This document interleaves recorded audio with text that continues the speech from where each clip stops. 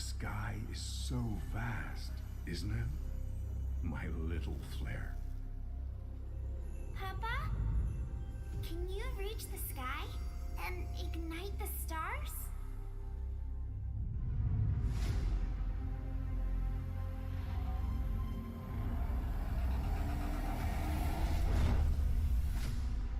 Of course, Honey Bunch.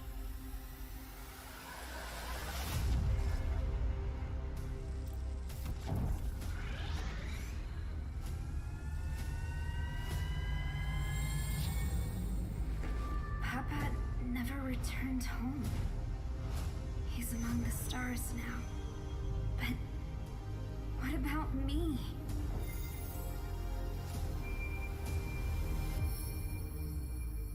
Have faith, little flare.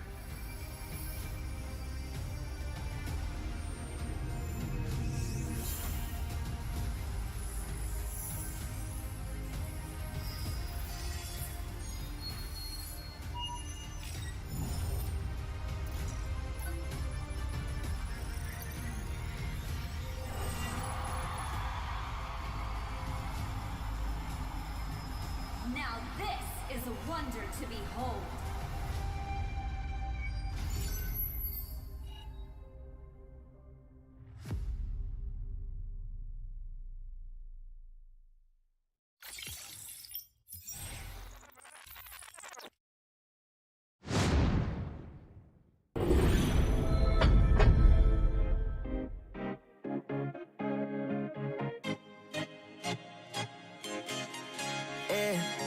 Loved you from the first time you called me lame.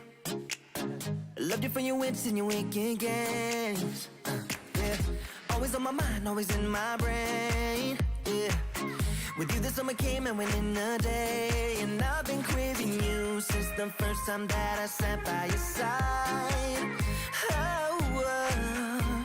And I've been on my knees thinking time is gonna fix me inside. No, nothing's gonna make me forget. And I don't think I want to forget anyway, yeah, yeah. No, nothing's gonna make me forget. Yeah, I don't think I want to forget anyway, yeah, yeah.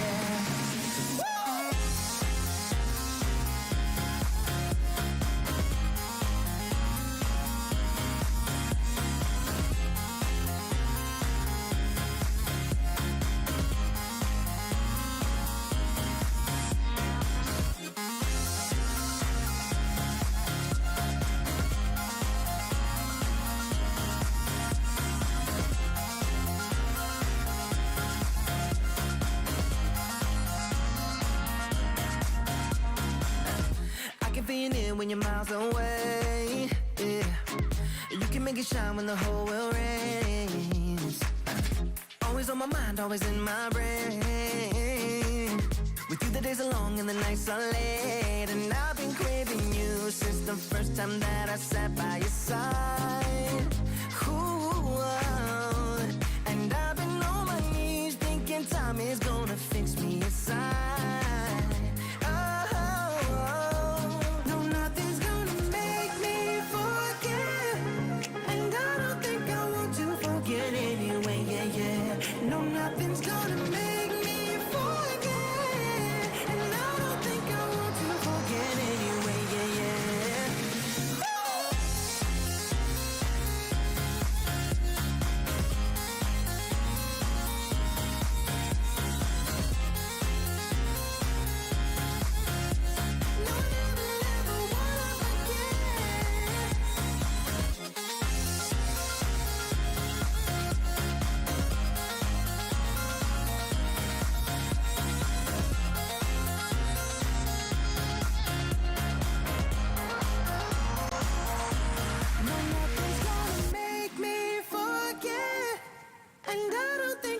To forget anyway, yeah, yeah. No, nothing's gonna make me forget.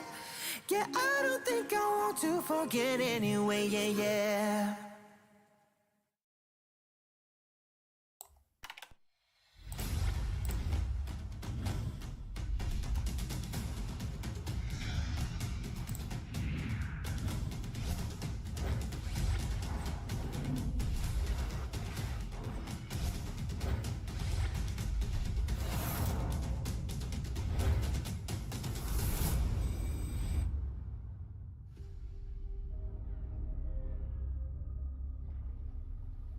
The sky is so vast, isn't it? My little flare. Papa? Can you reach the sky and ignite the stars?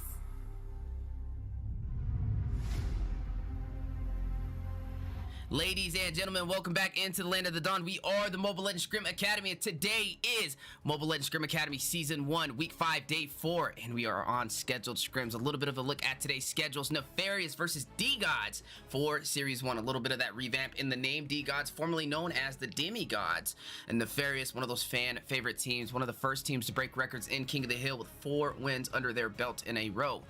Next up, Series 2, we are going to be watching the Elite 10 go up against the Huevo, a top 32 team for North America, and Elite 10 veteran team for the Mobile Legends Scrim Academy. And then to finish off the day, we are going to be looking at Only the Squad, a team with a little bit of lore behind them, a team that I kind of helped in the beginning and now spearheaded over there by Coach Deku, going up against Dark Immortals, Immortals of that family tree from Dark Immortals, Immortals and Immortals 2.0. Definitely Dark Immortals reigning on top is the best there is out of that family tree. So like we said, a lot of exciting matches today. Speaking of today, we are going to be joined by 2 amazing casters. We have on the play-by-play Coach Deku, and also on the on-point analysis we will be joined by Master Rim. How you guys doing today? I'm doing great, Weezy. Expecting some amazing stuff from these teams in the MLSA today. Absolutely, and on the same token, I'm doing great as well. Very excited. Today is probably one of my favorite series so far, like the whole package, just because of the teams that's competing and going up against each other. Some of these teams have fought against each other and they have some history, so I'm looking forward to see how bloodshed is going to be happening today. Definitely. And speaking of things happening today, we are already in the draft, working through the first half, and we're seeing some of these priority picks being locked in from both sides. We're seeing familiar faces, right? Martis, Beatrix, Faramis out there on the side of Nefarious, and then that Lapu Lapu being picked up by the side of D-Gods, complemented by that Kagura and Clint. And today we are sitting on patch 1.7.44, so a lot of new changes, a lot of new updates, and some new picks on the horizon we could potentially see from both of these teams. Yeah, you know, when you said a lot of familiar faces, it was not expecting you to be referring to the heroes. I was like, yeah, I see Azumi back up in the Land of Dawn there in the XP lane for Nefarious, but it's interesting, and I'm glad that you mentioned the patch, because not just providing opportunity for new pick, but opportunity for new heroes to be banned as well, like Glue, one of those recent pocket picks that we've been seeing here in the Scrim Academy, and it's done exceptionally well in their laning phase, as well as the utility that it can afford during these team fights. Speaking of utility being afforded during team fights, Nefarious locking in that Faramis. Even though he got nerfed, he's been kind of one of those picks where you hardly see him. He's become one of the meta to more situational, and he's still good once teams can keep their, you know, tight-knit gameplay style and, you know, fight around that. Speaking of some to love on this Beatrix, a monster marksman on this Beatrix. We've seen him be able to snipe from miles away and dish out so much damage and not really being punished too much for it. So I'm excited to see how he's going to perform. Azumi locking in that Martis, probably going to be in the XP lane. As we know, he's been one of those XP laners that's somewhat consistent in terms of rotations, gameplay, and, you know, overall package that you'd expect from your EXP laner. So I'm very excited to see how they're going to perform tonight. I already know this side of D-Guys, Human Birdie on that Lapu Lapu. You can't really say anything bad about Lapu as a pick right now, because these teams have been using him to his full potential, and it's always a joy to see him on the battlefield. Definitely a joy. And speaking of joys seeing on the battlefield, if you haven't noticed, over on the side of Nefarious, locking in that Xavier is none other than the young up-and-coming caster Eunice, playing for Nefarious. Definitely out in the mid lane. So I'm rooting for the casters out there on this one. Definitely be great to see her take place in the MLSA for the first time out on the Land of Dawn. Speaking of things also entering into the Land of the Dawn, we're going to be seeing a Bellaric in the jungle in the hands of disappointing Retri. The Retries might disappoint, but the pick will not. Definitely already impressed. First match of the night, like you said, Rim, definitely some things to look out for, and that's just one of them right there to add into the mix, add on to the pile of things that we might not have been expecting, but boy, are we glad to see it. Something new and something fresh tonight in the MLSA. Absolutely, and I'm excited because I've noticed recently disappointing Retri has been slotting some spontaneous, crazy things here in the jungle. Speaking of things being spontaneous and crazy, I've noticed the side of D-Guards, they left out a ban. I don't know if they tried to leave something open so that they could possibly try to secure this Atlas pick to finalize the side of their draft right now, but regardless, they still have a pretty solid team composition. Looking at the full comps though, I think I'm favoring the side of D-Gods. And let me tell you why. Even though disappointing Retri lacked that Belleric, right? We do know his passive is usually picked to counter those strong basic attacks heroes, especially the marksman. But Nightmare on this clip, he's not really one of those marksmen that depends on his basic attacks as his main source of damage. He usually uses his skills to kite down the enemies and peel for them to finish up with the true damage coming in from those basics. So I'm not really sure, but that's just one pick. I can't disregard their entire draft. On the side of Nefarious, they do have some strong picks there, but like we do see Eunice on Xavier, who's been making strides in the mid lane again, which is great to see him back in the battlefield. Some to love on this comfort pick for Beatrix. So it could go either ways. Both these teams are very strong. Speaking of strong, I want to know, Daku, looking at these drafts here, right?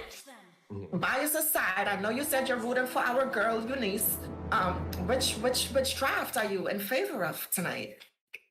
Okay, with bias aside, right, and just looking at the comps on the paper, I'm actually gonna have to give it over to the side of D-Gods as well there. I just feel like the side of Nefarious are gonna be looking for those team fights, right? When you have that Foramus, you're automatically kind of looking to go for those 5v5 clashes to kind of profit with that Cult Altar. And I feel like from the side of D-Gods, they have the right kind of composition. They have the poke to maybe force out some of that utility, especially with Clint, right? Like I said, we're on patch 1.7.44, and with that patch, there was an update, right, to Clint's passive, that Grenade Bombardment. The passive now with the increased range with those shots from the passive, he has a little more range, a little more poke, and I think they even increased the width of the shots as well. So the poke that Clint was already known for as far as the harassment in the lane now increased, and then you have Kagger as well to add on to that poke. And I feel like they can maybe go ahead and force out a lot of utility and swing those fights in their favor, but it's going to come down to execution.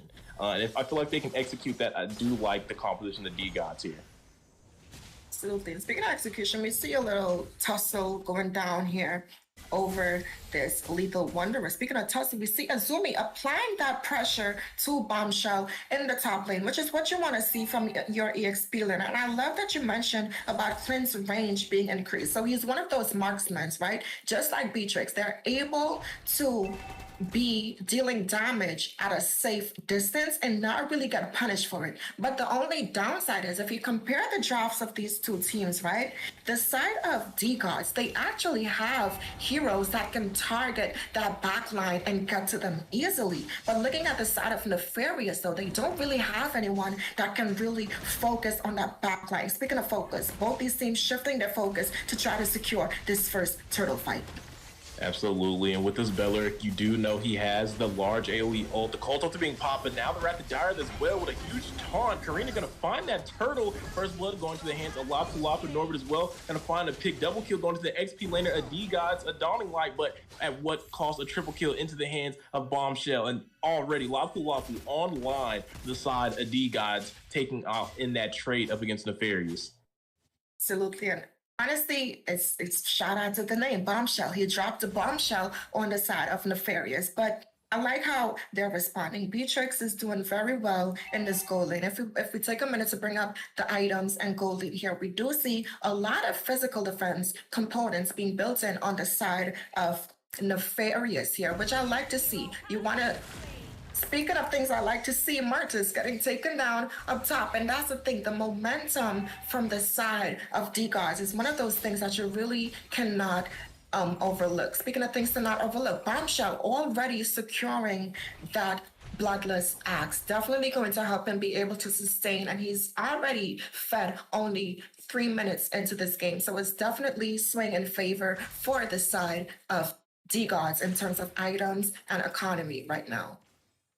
Absolutely. I mean, I pointed that out, right? The XP lane for D-Cods is definitely on line. That triple kill, definitely the story to tell on how that happened. Speaking of story to tell, though, down on the bot side, we're seeing a potential clash here. Both teams are rotating down, looking for position. Jay does have the Fatal Links at his will, at his command. Flickered down, though, but Norbert going for a little bit of engage on something to prove here as the members of the D-Gods are going to rotate over on the river. Both teams still jockeying for position here. A little bit of poke from Nightmare on the Clint. It's going to look like these teams are going to go ahead and disengage, though. A lot of time being burnt out there. That turtle will be spawning up in about 10 seconds here. They're going to be looking for that play. Speaking of plays, Ying overturn coming out from Kagri here. Not going to have that utility anymore, but now Fatal Links a 2-man.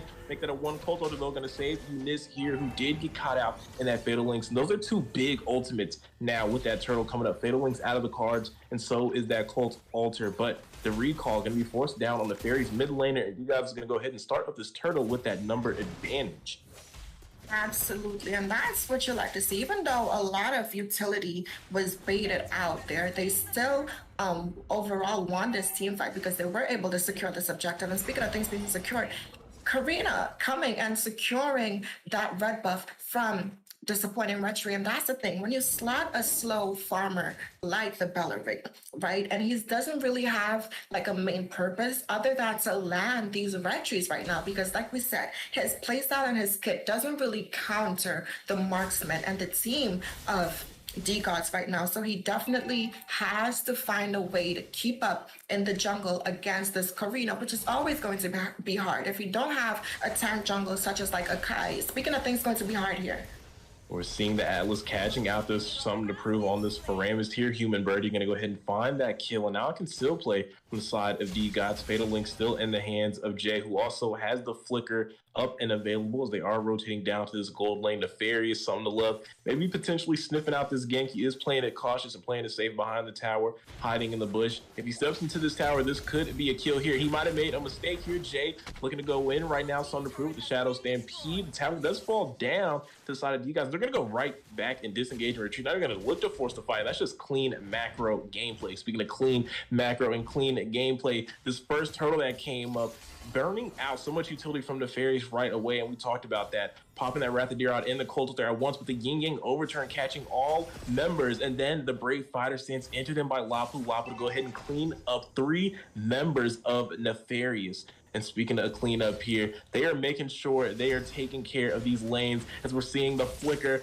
Brave Fighter stance entering from Lapu and the Fatal Links there, and leading into that kill, a killing spree for the Karina. 3-0 and 4 for the Fairies, looking to trade this out in the mid lane. A quick response from them, and that's what you want to see in between 2 good teams in the MLSA. Exactly. And speaking of things that you want to see, looking at these items here, we did see Kagura. She actually opted in for that tough boot. So the side of Nefarious definitely has a lot of crowd control. So that was a big pickup for her. She did opt in for that Lightning Chuncheon for that more early burst potential, which is a really good item because she's already dealing the damage and she wants to focus the damage dealers. Beatrix locking in that dominance ice. Definitely going to help deal damage. And speaking of damage being dealt here, speaking of damage, indeed, Eunice with a dawning light. They're going to find a member here, taking down Jay, but they lose the turtle here. D-Gods picking up a lot of economy. Right now, they are up 4K gold up against Nefarious here, and definitely showing that they know exactly how to shut down Nefarious in this early game. It's going to be interesting to see if Nefarious can fight back. Potentially, we do know they kind of scale, kind of go into that late game, especially with that Xavier, but they're gonna have to find a way to make this happen. Speaking of making things happen, though, a mobilization and Dawning Light gonna take down Nightmare. Eunice in the middle and getting it done, but the Yin Yang overturn return from Kagura. Shadow Stampede, though, looking to pull Norbert back here. We do see Jay, but they can still play. But speaking of plays here, Azumi on top, 1v1 up against Bombshell, the XP laner, a D-Gods dropping low with the backup. Gonna go ahead and make Lapu disengage and back away from that fight. and that's the thing. D-Gods knows that they have the advantages in this fight because their team composition synergizes so well with each other. They have the heroes that can go in and dish out the damage, and they also have Human Birdie on this Karina who's able to secure and finalize these kills to just end the team fights. And we're seeing a lot of discipline coming from the side of D-Gods as well with these rotations. They're not overstaying their welcome. They're getting the objectives and they're leaving immediately after, pushing to the next thing. And speaking of pushing to the next thing, we may see a little clash happening here in the mid lane. As we did see the Brave Fighter stance entered in by Lapu for the members from the side of D-Gods did clump up in that mid lane, but with no minions, obviously nothing to go for there, as now they're going to make their way to these side lanes. Jay doing a good job, right, of providing this vision, making it impossible for Nefarious to go for anything right now, but they can still play from something to prove all alone. I don't know exactly what the call is here. I don't know where he's going. He's looking lost. Now caught out in the river here with no allies around. Going to get caught in by the CC chain of D-Gods. Shadow Stampede, though, going to be able to help him escape that. Looks like D-Gods went ahead and didn't want to commit to that. They easily could have went ahead and picked him off there, though, if they chose to, but I guess they just don't want to use any of those important ultimates. That first lord did spawn in. Speaking of spawn in, though, Mart is finding a couple bush campers there. And now here comes Jay, looking potentially to use this utility. 3-man Fatal Links with the Cult Altar in play, but it's getting quickly burst out by the Yin King overturn, and we're seeing it happen again. Lapu entering into that fight, but now Belleric did pick up a double kill here, taking down Karina as well, and Martis with a decimation finding the double kill, taking out Clint right now, and I don't know what just happened. That fight flipped on its head as the side of Nefarious takes a clean fight, 4-for-0 trade, and now the Lord gonna fall into their hands. And that's the thing, right? We probably should have seen them. They had the opportunity to take that Faramis out of the equation. So had they engaged on him, because he was very out of position there, that team fight would have probably swayed in the favor of D-Gods and that Lord as well. So it was a beautiful read on the side of Nefarious to recognize, okay, we have the advantage here, so definitely let's go for this. Speaking of things to give an advantage, Kagura locking in her first 2 core items. Beatrix locking in that Malefic Roar and Blade of Despair, definitely going to help do some serious damage for these team fights here. We do see Martis building in that sustainability as well as defense to go up and be the front line for the side of Nefarious. Speaking of front lines, Xavier building in that cooldown reduction, definitely going to help him to be able to spam those Dawning Lights, those enhanced Dawning Lights, as well as be able to be more of a poke and harass mage. And that's what you want coming in from your mage, especially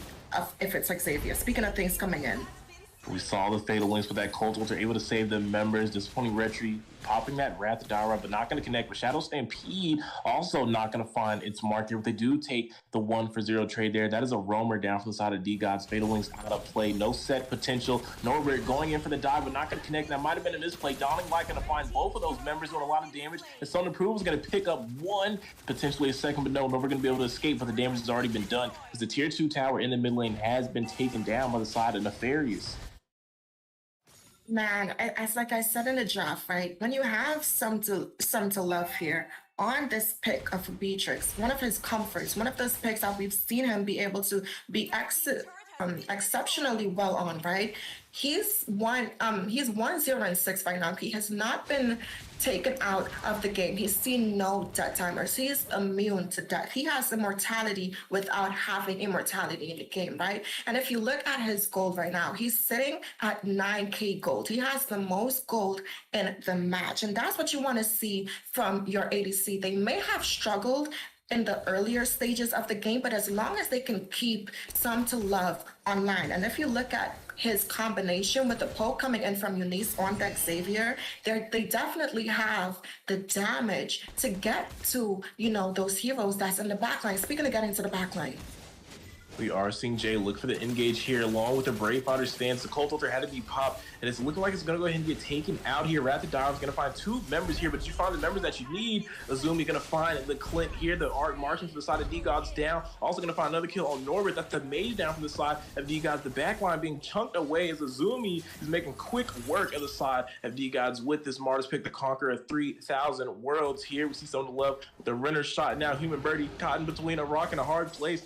a tower, a bell Beleric and a gosh darn Faramus on you. Can you make it out? It looks like you might be able to escape, but no. Shadow Stampede going to cash back up to him, kind of pull him back, and now Summon the Love is looking to turn around, and they're going to use the Conceal. They're going to make sure this man doesn't get away. Shadow Soul coming out. It does look like Birdie's wasting a lot of time here, though. I don't know if they're going to be able to get the kill. Dawning Light going to miss. He's playing chicken with these people, but now Summon the Love finally going to pick up that kill. How many members of Nefarious does it take to take down a Karina 4 if you want to go ahead and count it out there? But they are going to make quick work of this Lord, Enhanced Lord, at that as it falls to the hands of Disappointing Retry. I don't know if we're gonna use the saying that was a wild goose chase. We gotta change that to that was a wild human Brady chase at this point. And honestly, he tried to stall, but the side of Nefarious was still able to go ahead and secure that Lord. Speaking of things being secured, some items, some very essential items being picked up. We did see Azumi on top having these openings to get this Martis to shine, and he's definitely on top right now with these items. He has the sustain, he has the damage, he has the defense. Karina as well, opting in for that tank rod, and we saw how her build was able to help her, you know, buy some time for her team. Speaking of things to buy time, though, Beatrix already full build, not full damage build. She's gonna build into some defense, which definitely is gonna help in terms of sustainability. But speaking of sustain, this tower in the mid lane was not able to sustain the damage coming in from this Lord. Absolutely not. With that charge passive, definitely knocked out the inhibitor, and now the members of Nefarious look to potentially go ahead and end this Wrath of Dire coming out from Beleric. Now the Shadow Stampede, but the immunity from Bombshell with that Brave Fighter stance going to be able to break out from that CC, and now this members of Nefarious potentially looking to take down this bot inhibitor. Render shot coming out from Song of Love, not going to connect, but he's going to sit here and snipe away slowly but surely at this tower as the minions have now entered in. Karina looking to contest, but Martis trying to zone the members off the tower. Does fall here. Jay could maybe go for a set. Dawning Light going to do a little damage trying to two-member Shadow Stampede. Going to pull Jay out here. He's looking patient. He does have the flicker, and Fatal Links is active. He could go for a play. The Conceal, the call has been made. He's going to go for this Cult Ultra, though. Has been popped. Where's the damage? It's not being forced out. The members of the Nefarious still full HP, but Jay will not be, as the Dawning Light's going to take him down. Now Bombshell in between 5 members of Nefarious trying to get the job done. He's still alive somehow, going to survive. Karina, though, going to find this Faramus. That's a 1-for-1 trade, but Faramus already back in the match with that passive, spawned in before Jay, who died before him. And that's just, I mean, that's just the power of Faramus, man. With that passive, when you have those stacks lined up, you're able to quickly respawn back into the game. Nefarious down a man, but right back onto the map he is. Right, he's one of those heroes that can definitely cheat death, and he's very annoying to have to deal with, because you think, okay, well, we have the number advantage now, right? We took someone down, but no, you blink and he's already back. Like, how is that allowed? You know, that should be banned out. Speaking of things that should be banned out, though, the combo and damage coming in from Eunice on this Xavier pick, he's able to immobilize Jay on this Atlas to stop these engages, which kind of like, you know, stopping your one hero who can set the entire team. That's kind of big brain for the side of Nefarious, right? And they already have these 2 core heroes running this Purify, so they're already immune. Speaking of immune, though, looking at some of these items, we do see Xavier as, again, locking in his full 3 core items. Beatrix as well, already full build with that immortality, which we were talking about right now. Speaking of immortality, they're definitely going to need some, and I'm looking at this Faramus to provide that as they try to take this Lord. Definitely. Speaking of full builds, they're going to make a full send. They're going to go ahead and make the call to contest this Lord. They have no inhibitors, and this Lord could spell the end for them if they can't contest and be able to pick this up. Norbert can be forced back with that Shadow Stampede coming out from Sun to prove here, but that Lord clearly being worked down. They're going to have to go for this. They're going to go contest this, but Beleric already picking up the Lord. Now Cold Ultra being popped. Human Birdie going to have the Shadow Assault, trying to back away. Yinging overturn coming out from Norbert. Not going to find a kill, but the damage is stacking up on him. Fatal Link's only going to find 1 member, and they're quickly going to get out. Disappointing Retry, but the Ritter Ebony thread through the needle. He is going to find Norbert in the background, and now Nefarious 4-5. They have the advantage. What just happened? Was that just a backdoor from the Martis? That was the sneakiest backdoors. Nefarious just ran away with the ending there. I am absolutely speechless right now. That was such clever. That was a clever steal from the side of Nefarious, and I always relate that back to their name. They're the criminals in the land of Dawn, and Azumi definitely came through with that backdoor play. They secured the Lord, yes, but he was able to secure that base. Speaking of things being secured, looking at the statistics here, he's gonna bump his tower push up to 39%. Some to love as well, dealing 53% tower damage, as well as the highest physical damage going in from the side of Nefarious. Looking at the team fight participation for the side of Nefarious, everyone sitting pretty. Even though Azumi's on the lower end, he definitely is still one of the highlights of this game. Speaking of highlights, Human Birdie on this arena, 91% team fight participation, as well as 29% damage taken. Given, oh shoot, I'm looking at Bombshell, y'all. I'm sorry. That's Bombshell with the 29% damage taken. He's definitely giving Jay a run for his money in terms of tanking for this match. But speaking of match, though, it was a great match. Prop to Nefarious. They played this game exceptionally well. Shout out to Azumi. Definitely shout out to Azumi, able to finish it with a backdoor play. I didn't even catch it. I'm over here panning the camera around. I'm like, wait a minute, I'm not dragging the camera over to that tower.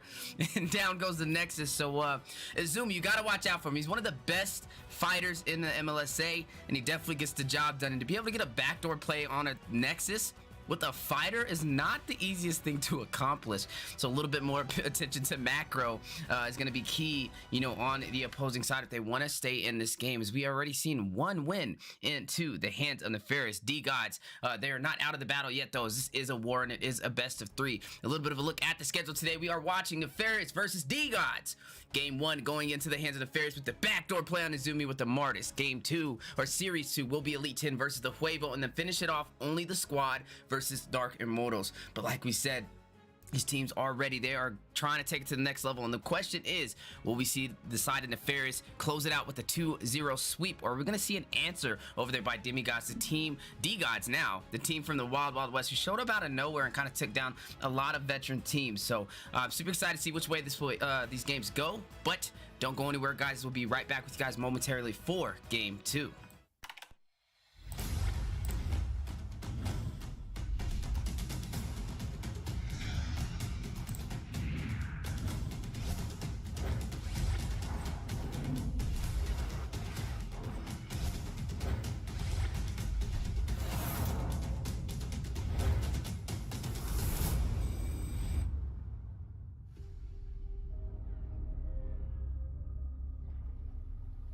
The sky is so vast, isn't it? My little flare. Papa? Can you reach the sky and ignite the stars?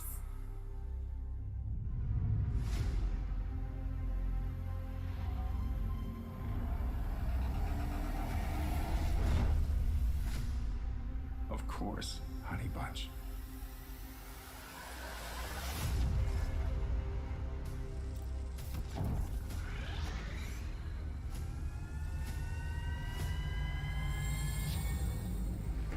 Papa never returned home.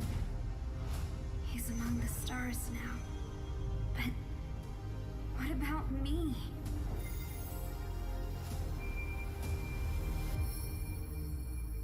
Have faith, little flare.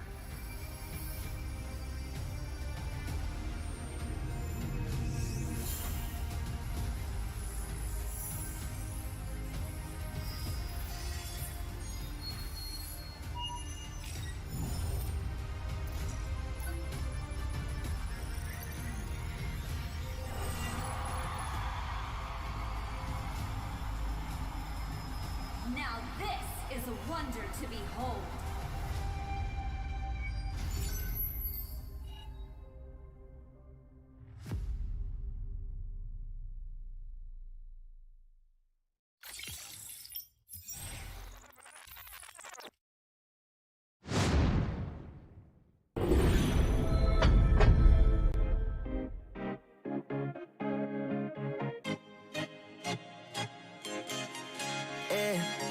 Love you from the first time you called me late. Love Loved you for your wits and your wicked games. Yeah, always on my mind, always in my brain. Yeah, with you the summer came and went in a day, and I've been craving you since the first time that I sat by your side. And I've been on my knees thinking time is gonna fix me inside. Oh, no, nothing's gonna make me forget, and I don't think I want to forget anyway. Yeah, yeah. No, nothing's gonna make me forget. Yeah, I don't think I want to forget anyway. Yeah, yeah.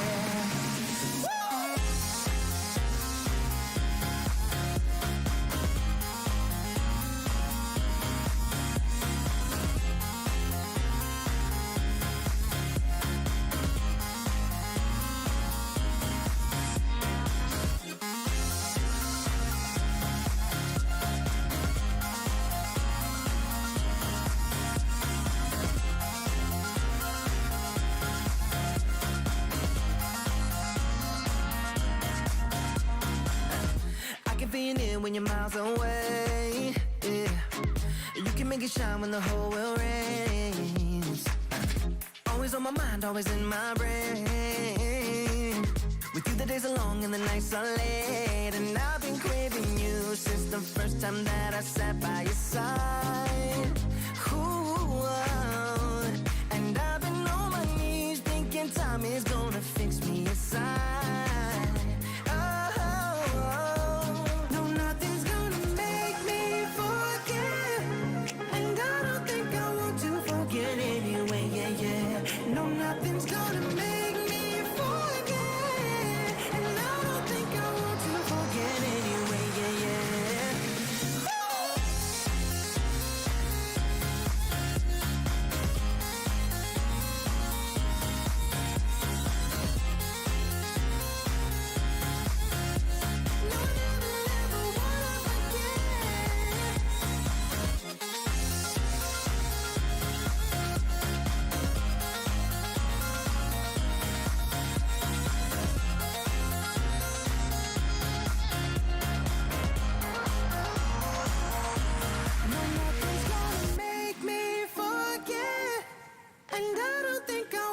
Forget anyway, yeah, yeah. No, nothing's gonna make me forget.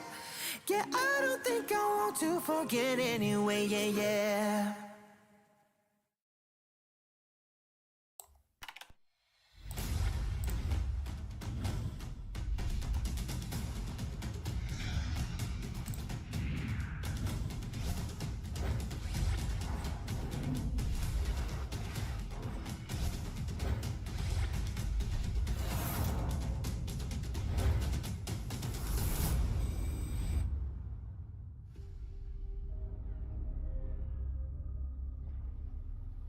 The sky is so vast, isn't it? My little flare. Papa? Can you reach the sky and ignite the stars?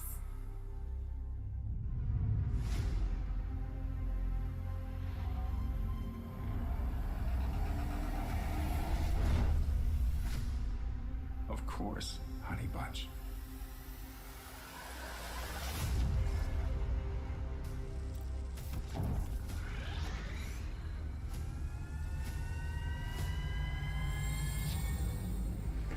Papa never returned home. He's among the stars now. But what about me?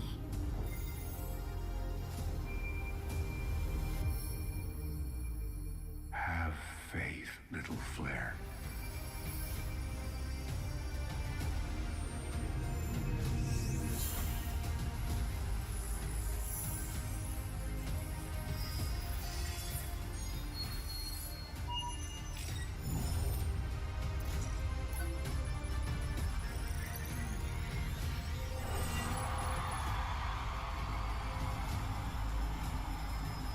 Now this is a wonder to behold.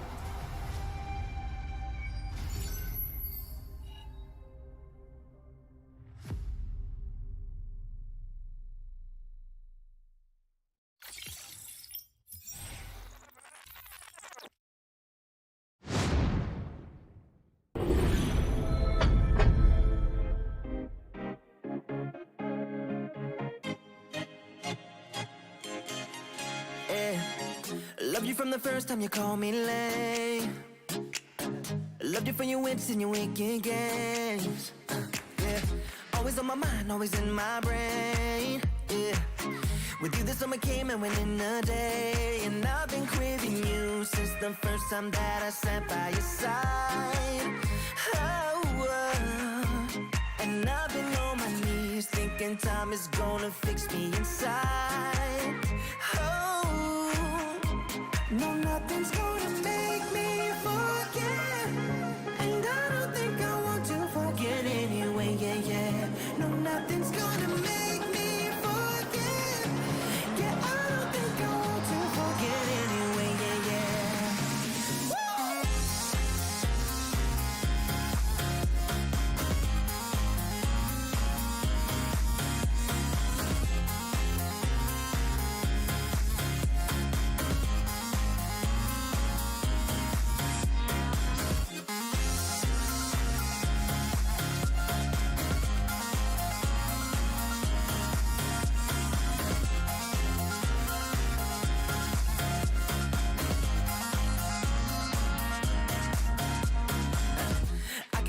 When you're miles away, yeah, you can make it shine when the whole world rains.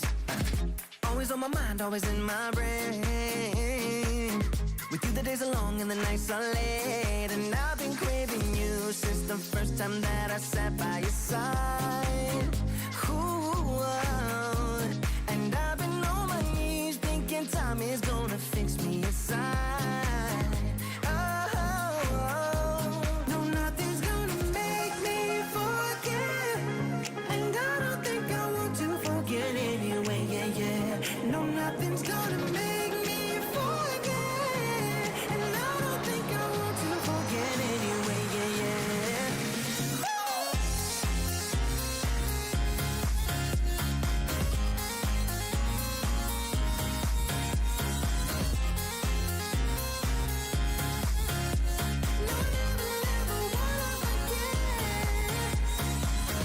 Ladies and gentlemen, welcome back to the Line of the Dawn. We are the Mobile Legends Scrim Academy, and man, oh man, Series 1 has been insane. That's right, there are 3 series today. A little bit of a look at the schedule. Series 1, Nefarious versus D-Gods. We did see Nefarious take Game 1 with a backdoor play over there on Izumi for the Immortals, and that is 1 win for the series, but not the entire series, as they still got to play it out for another possible game for a sweep. But the question is, will the team from the Wild Wild West come back and have a possible game plan to even out the scoreboard and take us to a Game 3? Next up on the list, we have the Elite 10 versus the Huevo, top 32 team in North America versus a vet team inside of the Mobile Legends Scrim Academy. And then to finish off today's series, we are going to be watching Only the Squad versus Dark Immortals. Only the Squad, a team with lore, a team that I've kind of built from the ground up, and then coached by Deku over there, and now spearheading that team. And I'm definitely keeping my eye on them as they do progress through the MLSA. And then also they're going up against Dark Immortal, that family tree, the Mafia, the Immortal Mafia, as there's 3 squads with that name, all ran by the same captains, and Dark Immortals being the best one out of all 3. So I know one thing's for certain, we definitely have a show on our hands. But let's talk about today's game, right? We are in match 2, Nefarious versus D-Gods. Nefarious with 1 win up. They have a little bit of momentum behind them, and the question is, what will D-Gods do to respond? Do we see them taking Game 2 and forcing a Game 3, or are we going to see them kind of crumble over on the pressure that Nefarious is known to kind of apply to these teams? We are also going to be casting today alongside Coach Deku for the play-by-play, and then a little bit of a triple cast on the way, as well as Master Room will be joining with the on-point analysis. What's up, y'all? How y'all doing? Man, ain't nothing changed. I'm feeling good. I'm feeling great. But I know one thing. Bring out the brooms. It's a sweep on the way. Now, I don't know about all that. I like to give, teams an equal opportunity to let us see what they're capable of. But I don't know, if we're going off of what we've seen so far, the side of Nefarious is definitely looking to apply some pressure, and pressure has been applied. Definitely pressure being applied right now, but pressure making diamonds, and that is probably going to be the plan of Nefarious so far. But looking at the draft, right, first pick is into the hands of D-Gods this time, and they're going for a very frontline composition. That boxy jungle, that oh no, actually correction, hovering over another beefy jungle, but kind of deciding maybe a little bit of a synergy between the teams, figuring out what's the best composition. And there we go, human bird, what's the word? Down goes Kaza with this, or not Kaza, Boxia with this retribution. Looking at the draft so far, they have a very strong frontline presence. Belleric over there with the Wrath of Dryad. You have that Boxia to be able to rush in, rush out, and be that frontline when needed. And also a very fast jungler, especially with the tank meta. Now we are looking at carry as a late game marksman to kind of pave the way as they do progress past that 13-minute mark all the way up until past the 20-minute marker. Norbert over there with that Burst Mage locking in that Kogret, and then Bombshell is going to give you that frontline presence, able to drop in on the backline with that Yu Zong. But let's take a look over at Nefarious. How do you kind of feel about their lineup today, Deku? I mean, I just feel even more confident in my previous statement, man, about this sweep. We've seen this composition be pulled out from Nefarious multiple times. The 3-man front with the 2 backliners, they love to play this composition, and with that Sicilian no less. The last time they actually ran this with that Sicilian with the 3-man front, they actually didn't drop a single match that day. And I mean, they got exactly what they want. They got the Akai, they got the Grok, and the Fredrin. Everything that they could have wanted for this 3-man front line, Nefarious got it. And after already, right, going up against D-Gods in the first match, and D-Gods having an incredible lead, it's quick to forget how great D-Gods actually was playing that match. And still Nefarious went ahead and took that game from them in unfavorable odds. And now with everything that they want as far as their draft, their composition unlocked, one of their signature compositions, I just don't see D-Gods going to be able to find a way. They have to be feeling the pressure, right, feeling demoralized after that first match. It's going to take an incredible amount of mental fortitude to bounce back against Nefarious here. I agree, and these team fights are definitely going to have a lot of pressure, because if we look at these team compositions, they have so much frontline composition. Who's going to be dealing damage here in the early game? Because look at these teams. And speaking of damage being dealt here, You already see a possible clash on the way, and it's a good thing that you kind of brought up the damage, right? If you're looking at Nefarious, they have that Sicilian Eunice kind of spearheading that Acasa for the Mobile Legends Scrim Academy, putting in that work. It's going to run that late game mage. Sicilian kind of revs up through time with those stacks for the Bat's impact and also that Bat's feast. You're looking at something to love in a difficult situation. Forced to use the Flicker is running on that Beatrix, a marksman that scales through time. So the damage is 100% there for the side of Nefarious from the start of the game all the way to the finish. But looking at the side of D-Gods, right? They have that carry, that late game marksman to kind of carry them through. Outside of that, maybe a couple bush pick-offs by Norbert to rush in and get a kill in the early game is a possible plan. But one thing they definitely have is frontline and CC, and I really want to see how these engagements go when they are fighting over these neutral objectives. And those fights for the neutral objectives, I'm giving it up to Nefarious every time, man. I mean, especially if Azumi can make those rotations, we know that he will. Definitely known to go cross-map and make those impactful early plays. And Nefarious is going to want those. I mean, they have the three-man front. You have all the CC from Azumi, the CC from Akai, and also the CC from Grok. They want those fights. They want to take, they can force any fights that they want to with that wild charge, energy eruptions, and knock up on Fredrin, and then the heavy spin and headbutt from Akai. They can literally take any fight that they want to if they choose to. But speaking of choosing to take fights, like they might go ahead and disengage here, but he might go for the heavy spin and go for a steal potentially. Does look a possible still on the way, but heavy spin is not in effect. Human Bird get the retribution though, and down goes disappointing retro into the hands of Yu Zong. And I'm shaking my head there. I don't know if that was the play. I was just on Akai all alone, and he used a heavy spin pretty early there and didn't have anything to kind of fight against those members, and then just go ahead and give the kill to them.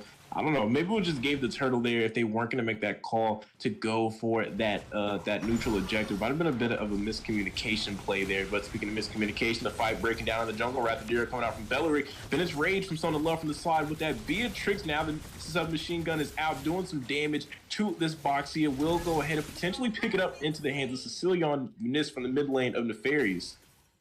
Definitely a beautiful play indeed, and that is a 1-for-1 on the board. Both teams pretty much even, but if you are looking at gold, D-God's definitely leading the way.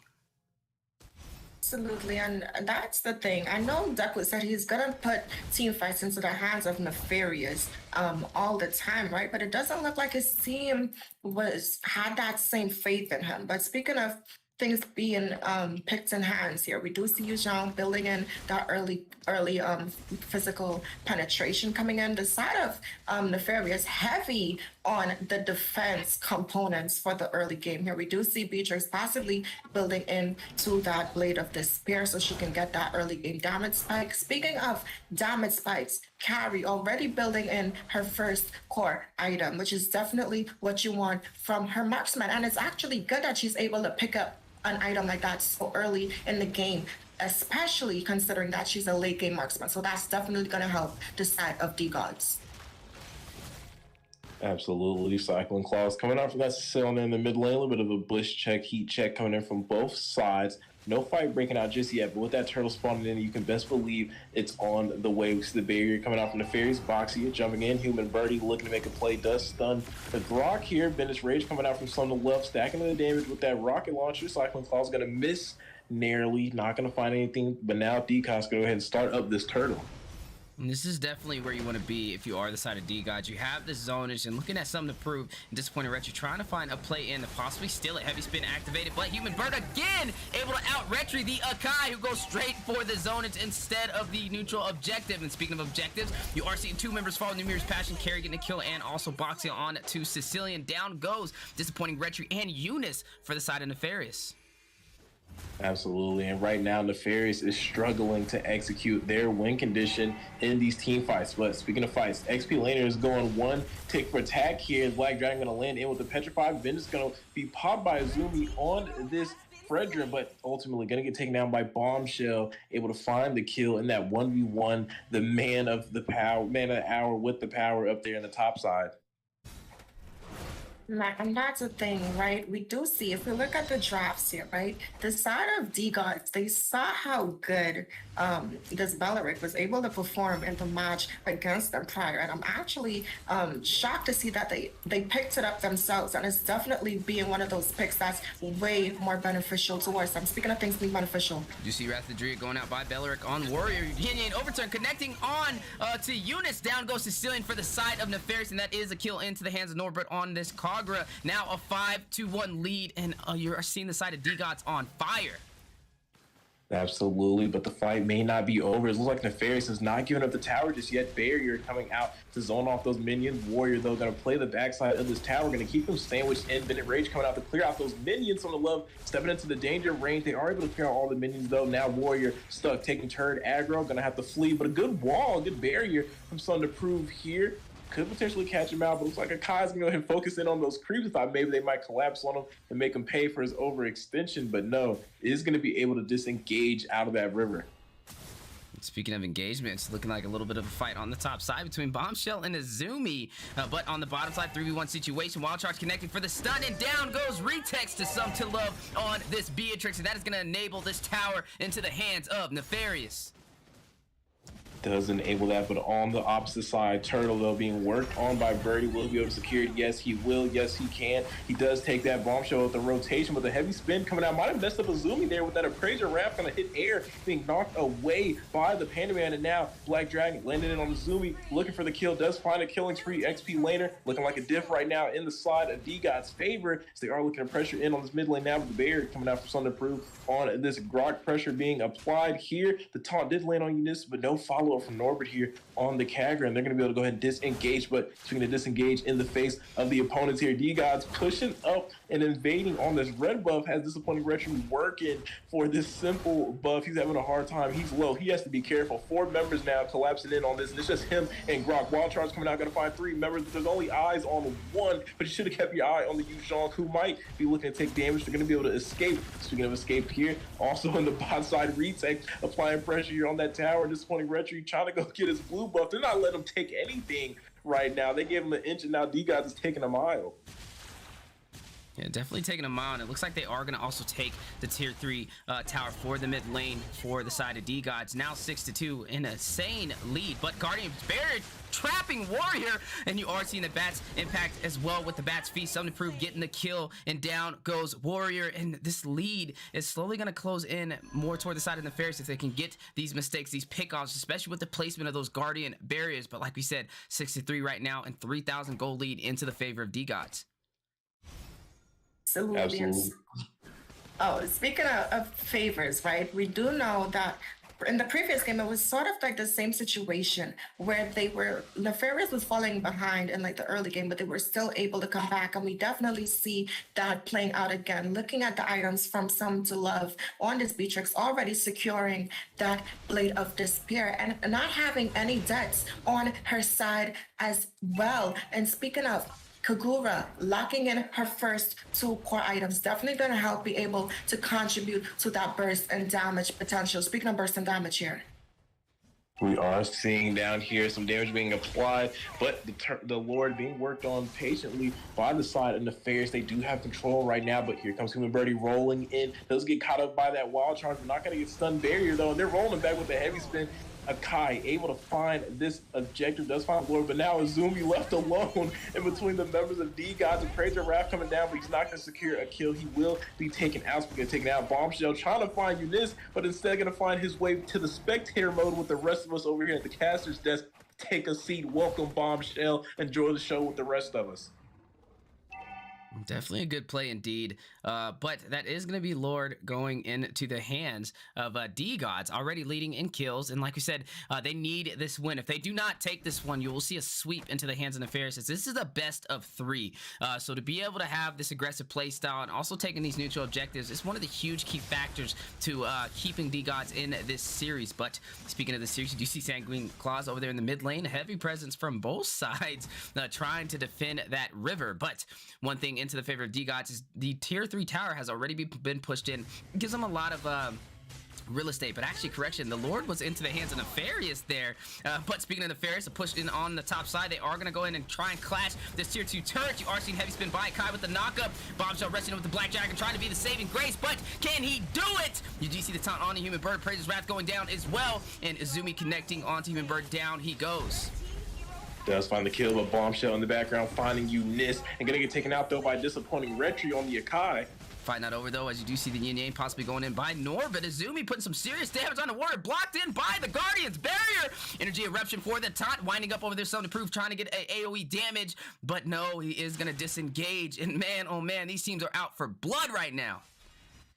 Definitely out for blood, and D-Gods, right, thirsty. They need to secure this win. Like you said, they're down in the series 1-0, and a win for Nefarious means a win for the series in the first completed match in the scheduled scrims tonight, going to the side of Nefarious. So D-Gods gonna have to find a way to dig up against Nefarious, get out of this hole that they put themselves in as far as the map control, and be able to find a way to go ahead and take out Nefarious here.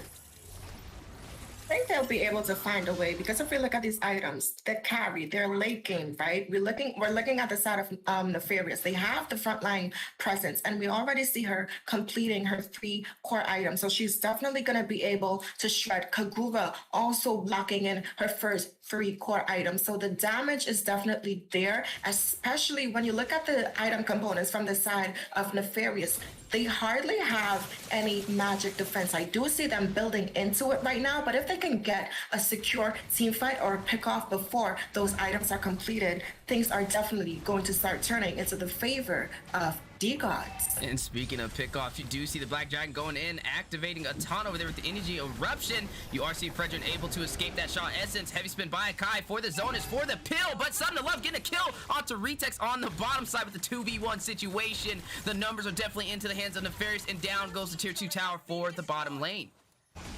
And that's definitely not good, man. Losing towers, that's access to those inhibitors. But speaking of access, D-Gods taking the opportunity. They saw the numbers on their side and start working on this Lord. But on the Love, working down on those towers, for that rotation, does find the mid, and now going to go ahead and rotate over to this fight. This is going to be a retry battle. Who's going to be able to contest this? Human Birdie going to be able to pick it up. The Praise Raz come down, not going to find a kill just yet. All members still currently alive. Renner shots coming out from Sun to Love. Warrior doing a good job trying to split the fight, trying to zone. Renner shot. Renner empty coming out doing a lot of damage with the bombshell. Still nobody is falling. It's a dance in the river right now, and no one's falling. No one's dying. Two-step cha-cha slide and a wild charge coming out from Grok and a fine Warrior. Nibiru's passion is gonna go down. Warrior getting a kill as well. Oh, as he does fall, 1-for-1 trade. Something to Love evening it out. It's gonna go ahead and take out Human Bird. 2 members down for the side of D-Gods, but in their favor, they did take this Luminous Lord, who is now pushing in on the bottom side.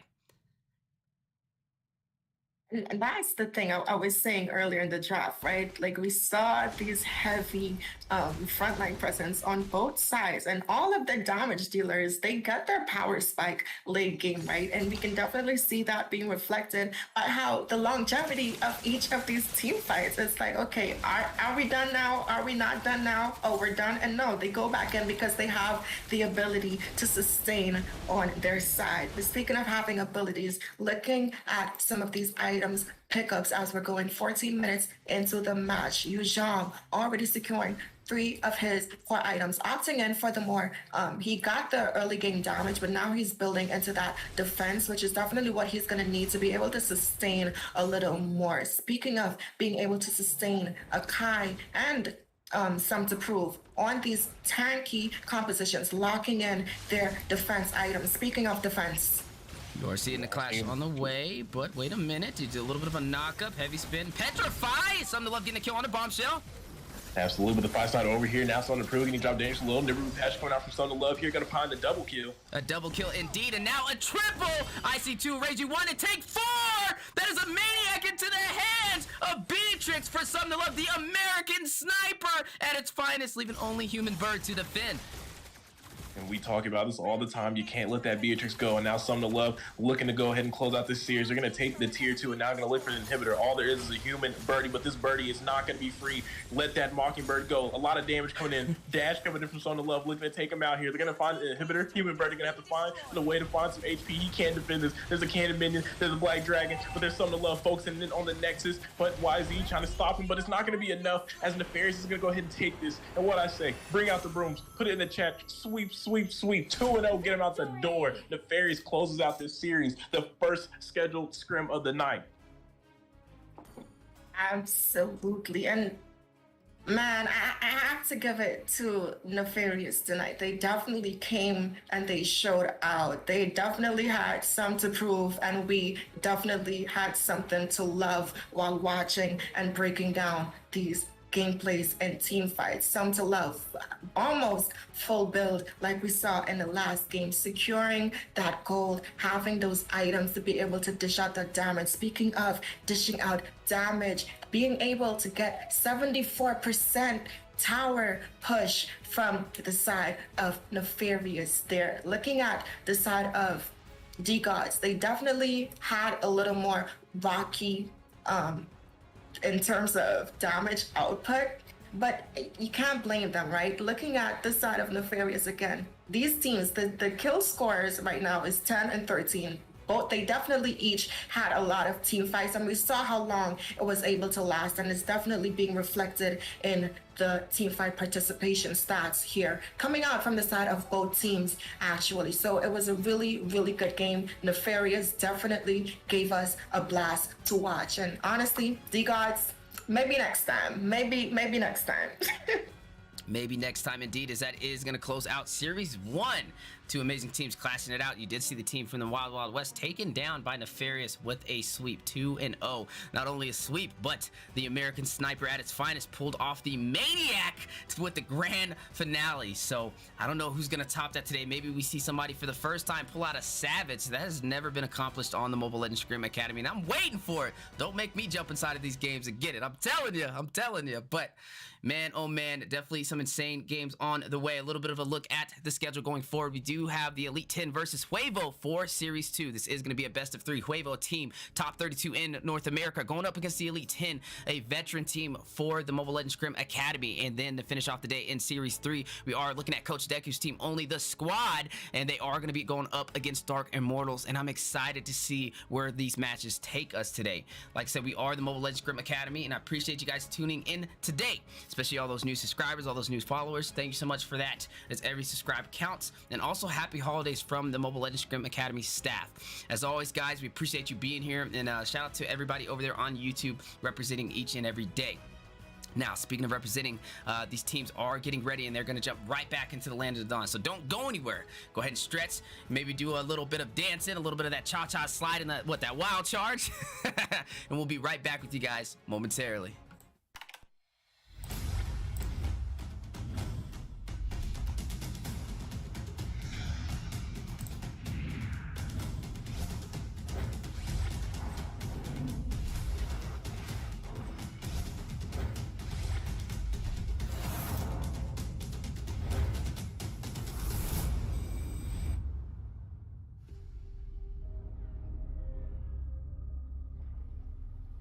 The sky is so vast, isn't it? My little flare. Papa? Can you reach the sky and ignite the stars?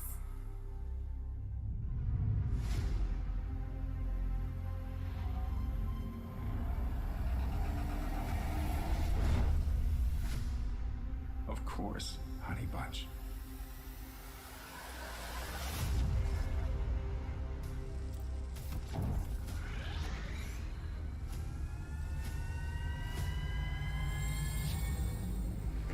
Papa never returned home. He's among the stars now. But what about me?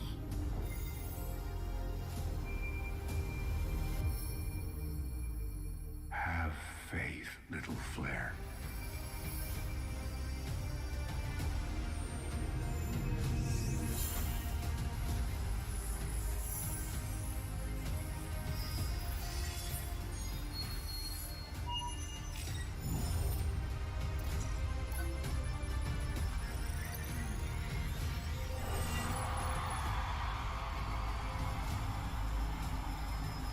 Now this is a wonder to behold.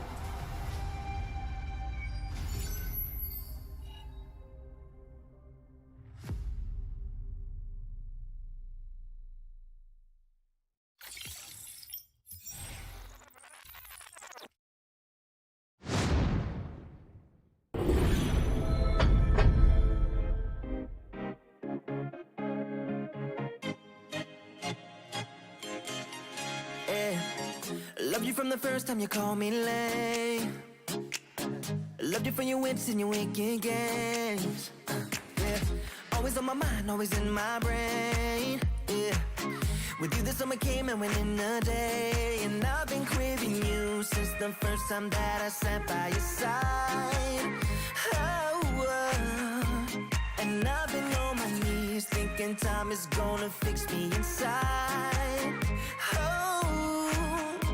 No, nothing's gonna make me forget, and I don't think I want to forget anyway, yeah. No, nothing's gonna make me forget, yeah, I don't think I want to forget anyway, yeah. Woo!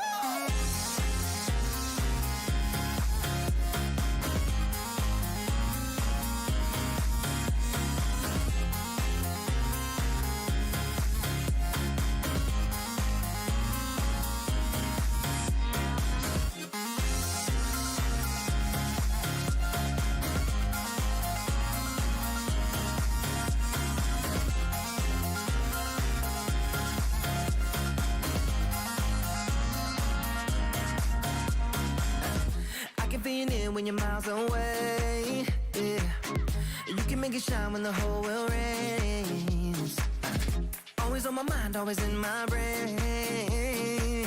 With you the days are long and the nights are late, and I've been craving you since the first time that I sat by your side. Ooh, and I've been on my knees thinking time is gonna fix me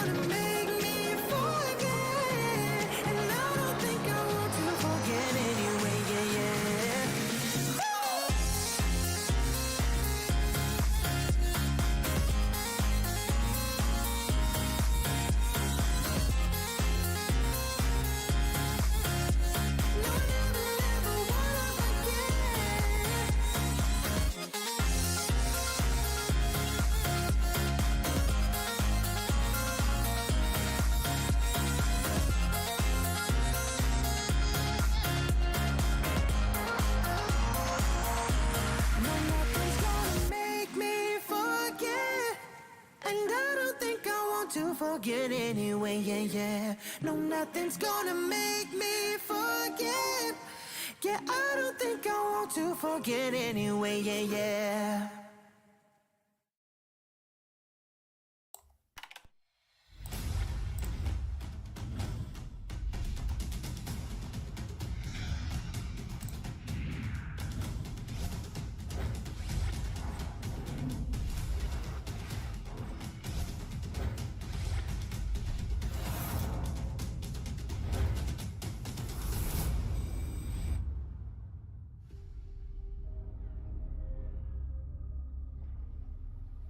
The sky is so vast, isn't it? My little flare. Papa? Can you reach the sky and ignite the stars?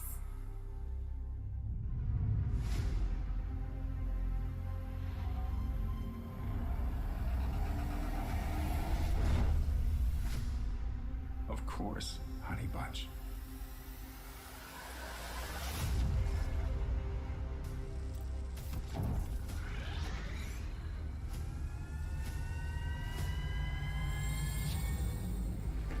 Papa never returned home. He's among the stars now. But what about me?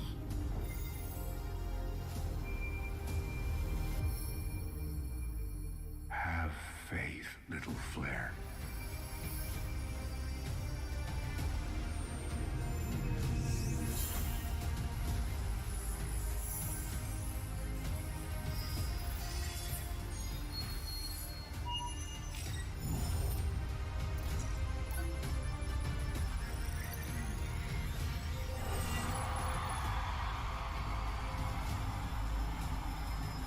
Now this is a wonder to behold.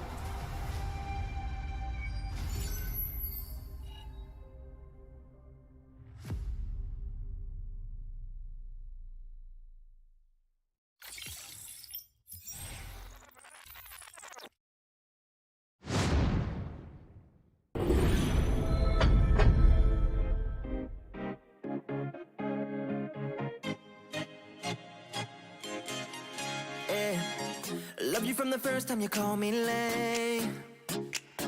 Loved you for your whips and your wicked games. Yeah, always on my mind, always in my brain. Yeah, with you the summer came and went in a day, and I've been craving you since the first time that I sat by your side. And I've been on my knees thinking time is gonna fix me inside. No, nothing's gonna make me forget. And I don't think I want to forget anyway, yeah, yeah. No, nothing's gonna make me forget. Yeah, I don't think I want to forget anyway, yeah, yeah.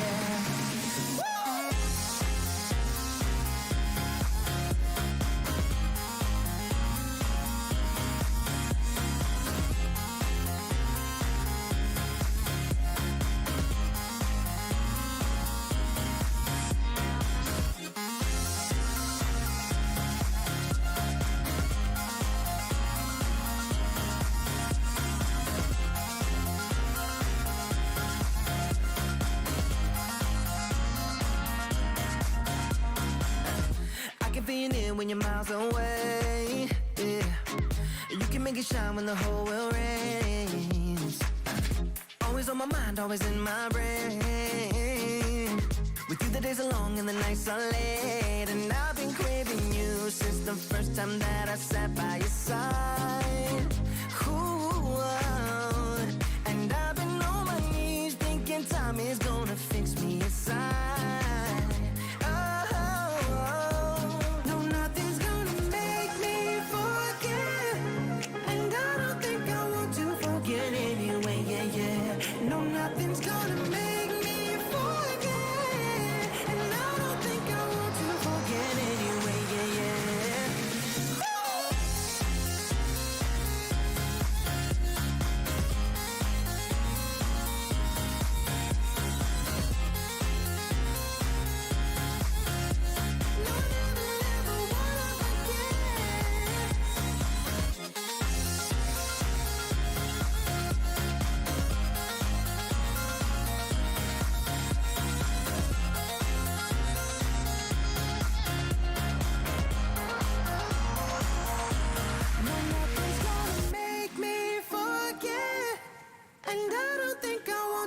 forget anyway, yeah, yeah. No, nothing's gonna make me forget.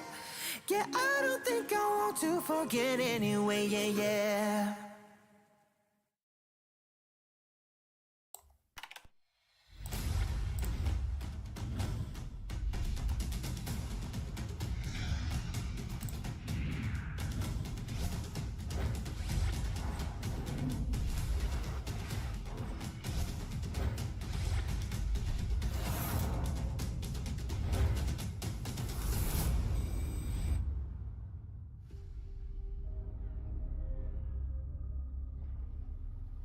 The sky is so vast, isn't it? My little flare. Papa? Can you reach the sky and ignite the stars?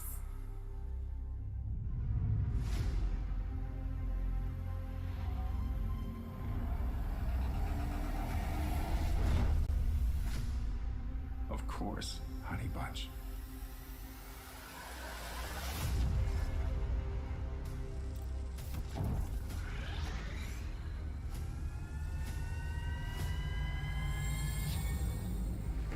Papa never returned home.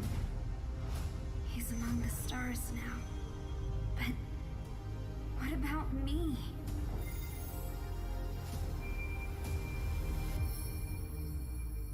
Have faith, little flare.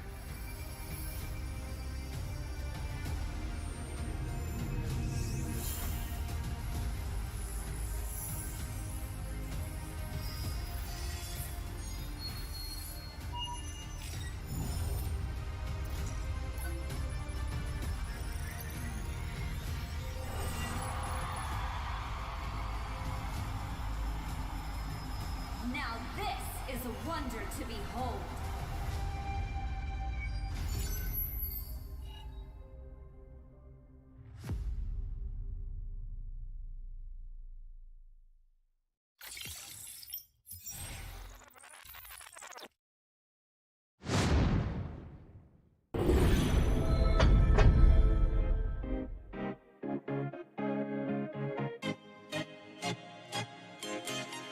Yeah. Loved you from the first time you called me lame. Loved you for your wits and your wicked games. Yeah. Always on my mind, always in my brain. Yeah. With you, the summer came and went in a day. And I've been craving you since the first time that I sat by your side. Ladies and gentlemen, welcome back into the Land of the Dawn. We are the Mobile Legends Scrim Academy, and we are on Season 1, Week 5, Day 4, Series 2, Match 1. And we've got some bangers on the way. A little bit of a look at the schedule today. We did see Nefarious against D-Gods, able to close it out with a sweep, 2-0. And that is going to claim them Series 1. And now we are on Series 2, the Elite 10 versus Huevo. The Elite 10, a veteran team inside of the Mobile Legends Scrim Academy, going up against the Huevo top 32 team in North America for the fall NACT season. And then to finish off the day, we are going to be jumping into the Series 3 with only the squad and Dark Immortals. Only the squad led by Coach Deku and Dark Immortals from the Mafia of Immortality over there. The best of the best inside of the Immortals series. And I'm excited to see what each of these games brings forward as we progress through today. But speaking of progression, let's talk about the match currently on our hands. Match 1, Series 2, Elite 10 versus Huevo. Elite 10. Definitely a team you have to watch out for. They have the synergy, they have the capability to play at a higher level, and they're a vet inside of the MLSA. And then Huevo, speaking of vets, they've pretty much done it all. They've competed in the professional scene, Moonton events, you name it. Mama's eggs are hot, but the question is, how will Elite 10 take them? Also, we are going to be joined on the table by two amazing casters. We have Coach Deku on the play-by-play, and then with the on-point analysis, a new face in the house. We have El Manny joining for that on-point analysis. How you guys doing today? I'm doing great, man. Looking forward to the second series in between Elite 10 and Huevo. We haven't seen this matchup yet. And speaking of things we haven't seen, like you said, El Manny on the desk with me today with the analysis. The first time with him casting out here in the MLSA. Manny, tell us how you feeling tonight, man.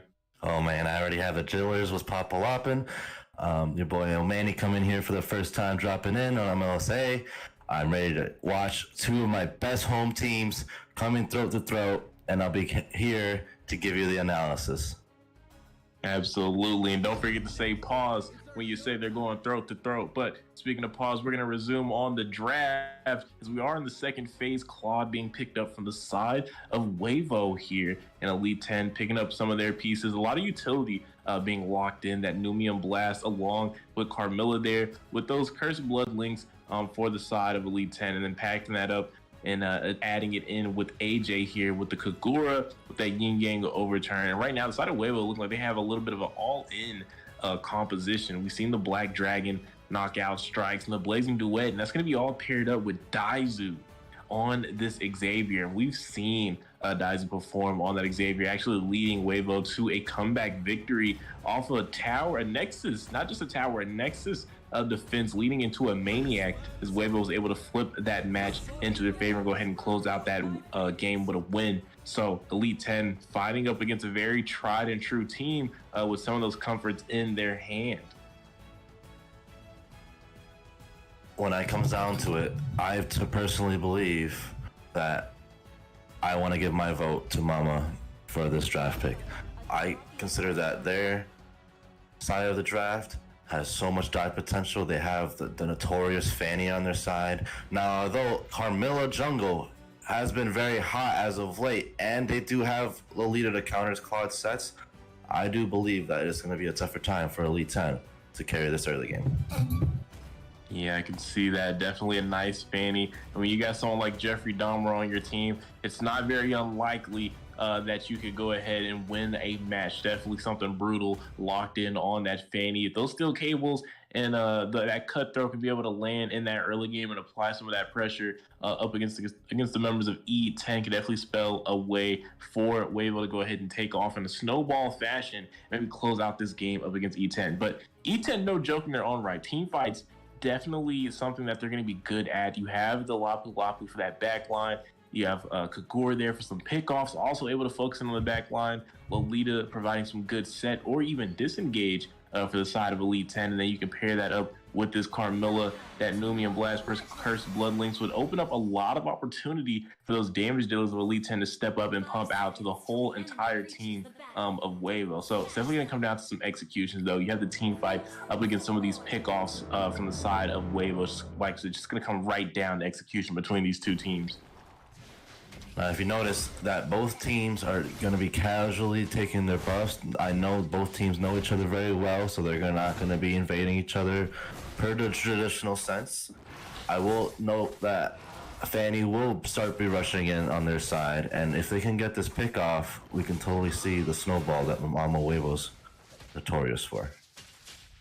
We could see a potential snowball indeed. Definitely the composition that Huevo has and what they would like to go for. And it's interesting to point out, Wu is running that Paquito roam. And at this point, nothing that he does is really surprising me. Other day, it was a Sun roam, a Hanzo roam, a Saber roam. And now it's just normal. You know, if I saw him play something like a Lolita, I wouldn't know what to do with myself. This is just getting pretty regular for Wu of Huevo here. Speaking of things being regular, Jeffrey Dahmer with the steel cables, trying to find anything in the early, not able to find an early pickoff, an early kill here, but steel cables now onto that crab wall, trying to do a lot of damage to Meliodas on that Lolita, and now just going to go ahead and disengage.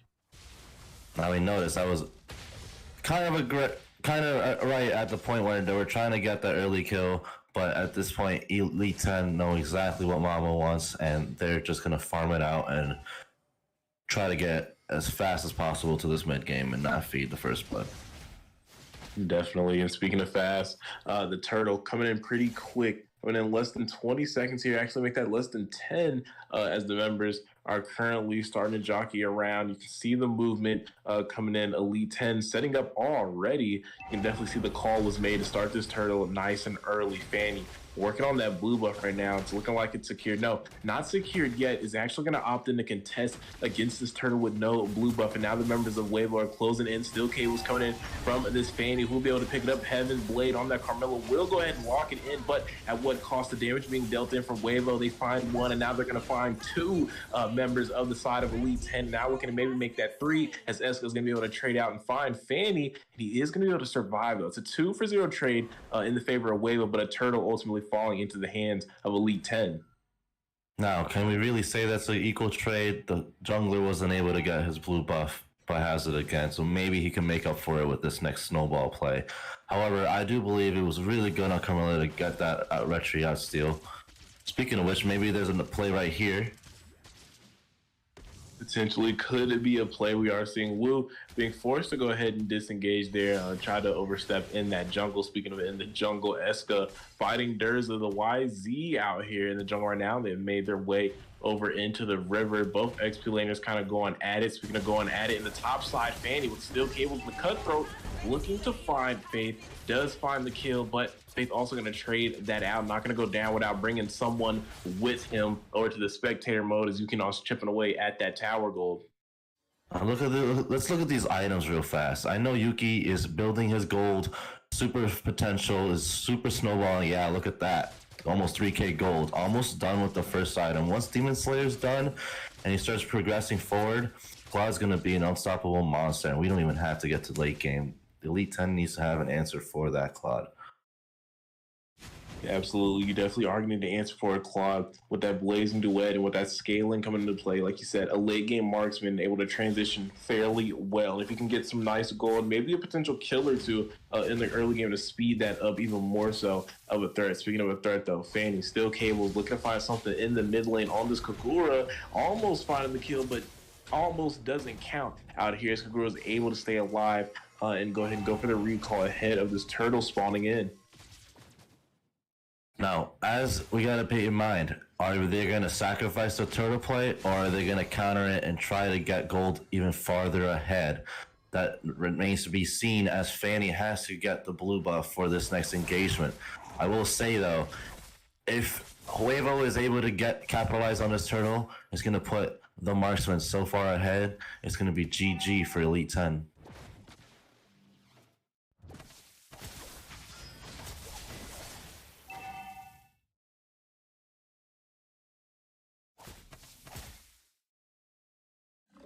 Moment of silence since nothing's happened during that play, but as the jungler on Mama's side is acquiring turtle, both teams are rushing forward. Mama's securing the turtle and the objective. Elite 10 is not securing the objective, and they prefer to get capitalized on their farm instead. They are looking to trade here. Numium Blast is going to be misplaced. Not going to find Yukinon, who's going to enter in onto Faith with that blazing duet. And now Jeffrey Dahmer with a 4 cable is going to facilitate that double kill into the hands of Yukinon on this claw. And that's the last person you want to see get these kills. Wu going for the knockout strike with the yin yang overturn. Going to create a little opportunity for the disengage. But now they're going to be able to work on this top tower. Not just the top tower, but the mid as well. As Durza is applying some good pressure with this YZ. And now looking to rotate up to the top side as the members are stacking up for the side of Huevo. But on the bot side, Elite 10 going for the same trade on this tower. A good play from them. You can definitely see the macro has increased in between both of these teams right now, as they're not going to let anything go for free. Good thing that you pointed out right there, Coach, is exactly that. If they traded a tower and they have pressure on one side lane, the other lane's responsibility is to do exactly that to his. And that's just a general rule, and you don't really see that, but in here, in MLSA, you see that professional quality that teams are supposed to have, countering each other with the right answers. Where do we go from here? We lost turtle. Okay, let's go pressure gold lane, get a tower, constantly making plays.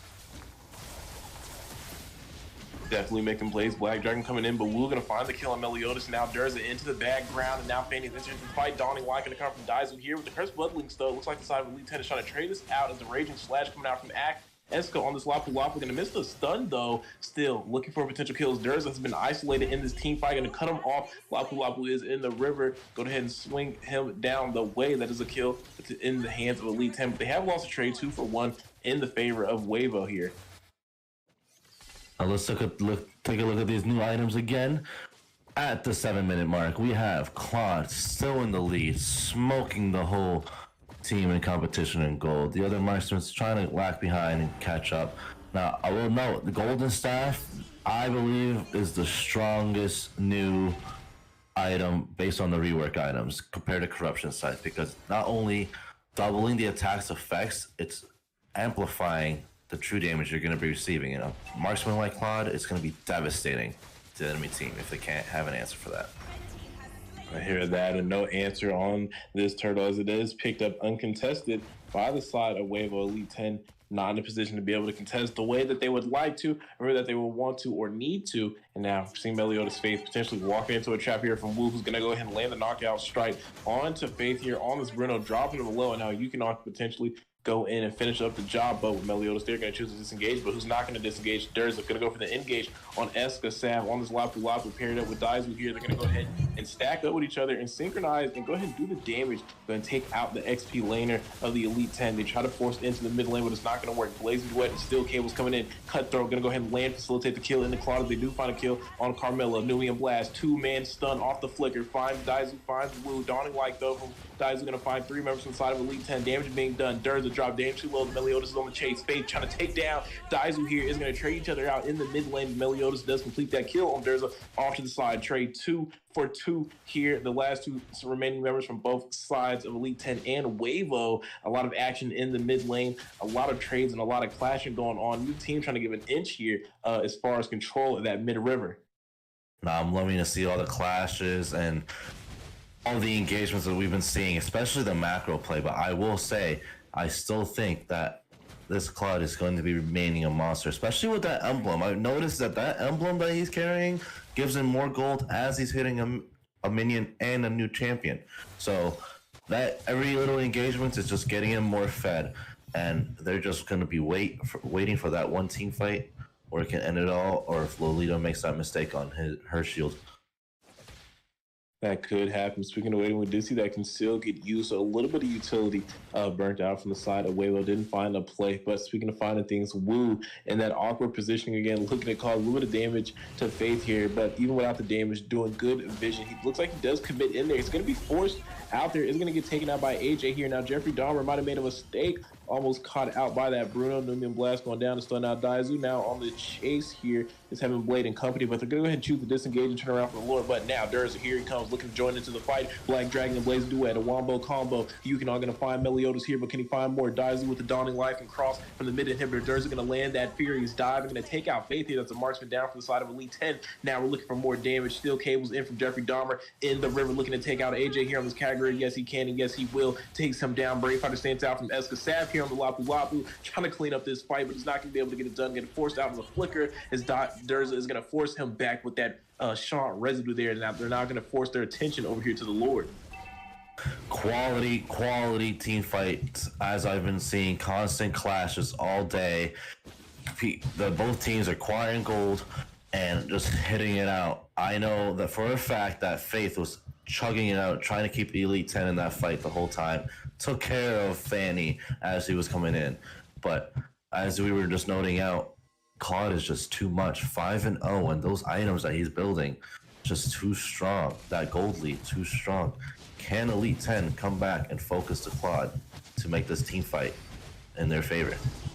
Speaking of team fights, Faith already being taken out by that Fanny. Dawning Light coming out. Eskasaf going to find Wu, but that's a roamer, and you just lost your marksman. That's not the trade that you want. Durza looking for more. Furious dive, not going to connect. Does get a knockup though on Eskasaf here in between 3 members, and with that Sean residue able to sustain this, the members are dropping low. It's a 1v4 right now. Durza looking to go ahead and swing this fight. He's going to be able to survive. He does find Eskasaf, survives the 1v4. I'm not locked in here with you. You're locked in here with me. Durza says he's going to go for the recall. Jeffrey Dahmer with the cables in, not going to find anything. Dawning Light almost taking out Meliodas with a sliver of health is once again Huevo going to turn their attention over to this Lord they have rightfully earned the claim to with the nerf number advantage, but it's looking like Elite 10 might be rotating in as well potentially. They are creeping over to that right side. Lolita might be giving vision, or they're just going to go clear for the wave. Doesn't matter. Fanny's already picked up this Lord. It's going to fall into the hands of Huevo, who now just have to go ahead and sink these waves to potentially close out this match against the Elite 10. Now, I want to see Durza's items. His YZ is proving to be a monster this match. Just the fact that he has Dom Ice and Oracle alone is making him so tanky. The Hunter Sickle, yeah, for the pen and the constant regen, but holy crap is he able to just withstand all those blows, setting his team to contain the aggressive victory at hand. Definitely, and right now, Huevo looking to force down in this lane. Numi and Blast going to go out. We're going to find one member, but now the Link's going to go ahead and connect three. You can with the Blazing Duet in that Dawning Light combination. Not going to find anyone, though, as Eska is going to find a member. Fate's going to find Yukinon and picking up a double kill and taking out Wu Daizu, the last member in the mid lane. That's 4 members from the side of Huevo being taken out in a glorious team fight from the side of Elite 10. Finally finding the mark. They're going to send Carmilla a lot to deal with the Lord as the rest of the team will go ahead and push in the mid. Dawning Light coming out from base from Daizu, trying to slow them down on this push. And here comes the quad cables. Here comes Jeffrey Dahmer. Eat your heart out, looking to find a kill potentially. But still, Cable's not going to get it done. Getting hit by the CC chain. And it's a killing spree into the hands of Faith. That's not what you want to see. They're throwing bodies, getting desperate there, trying to stop them. But Dawning Light gonna cancel a recall for one and cancel life for the other. Joining the spectator box with us is Meliodas, as Daizu is getting it done with these cross-map plays.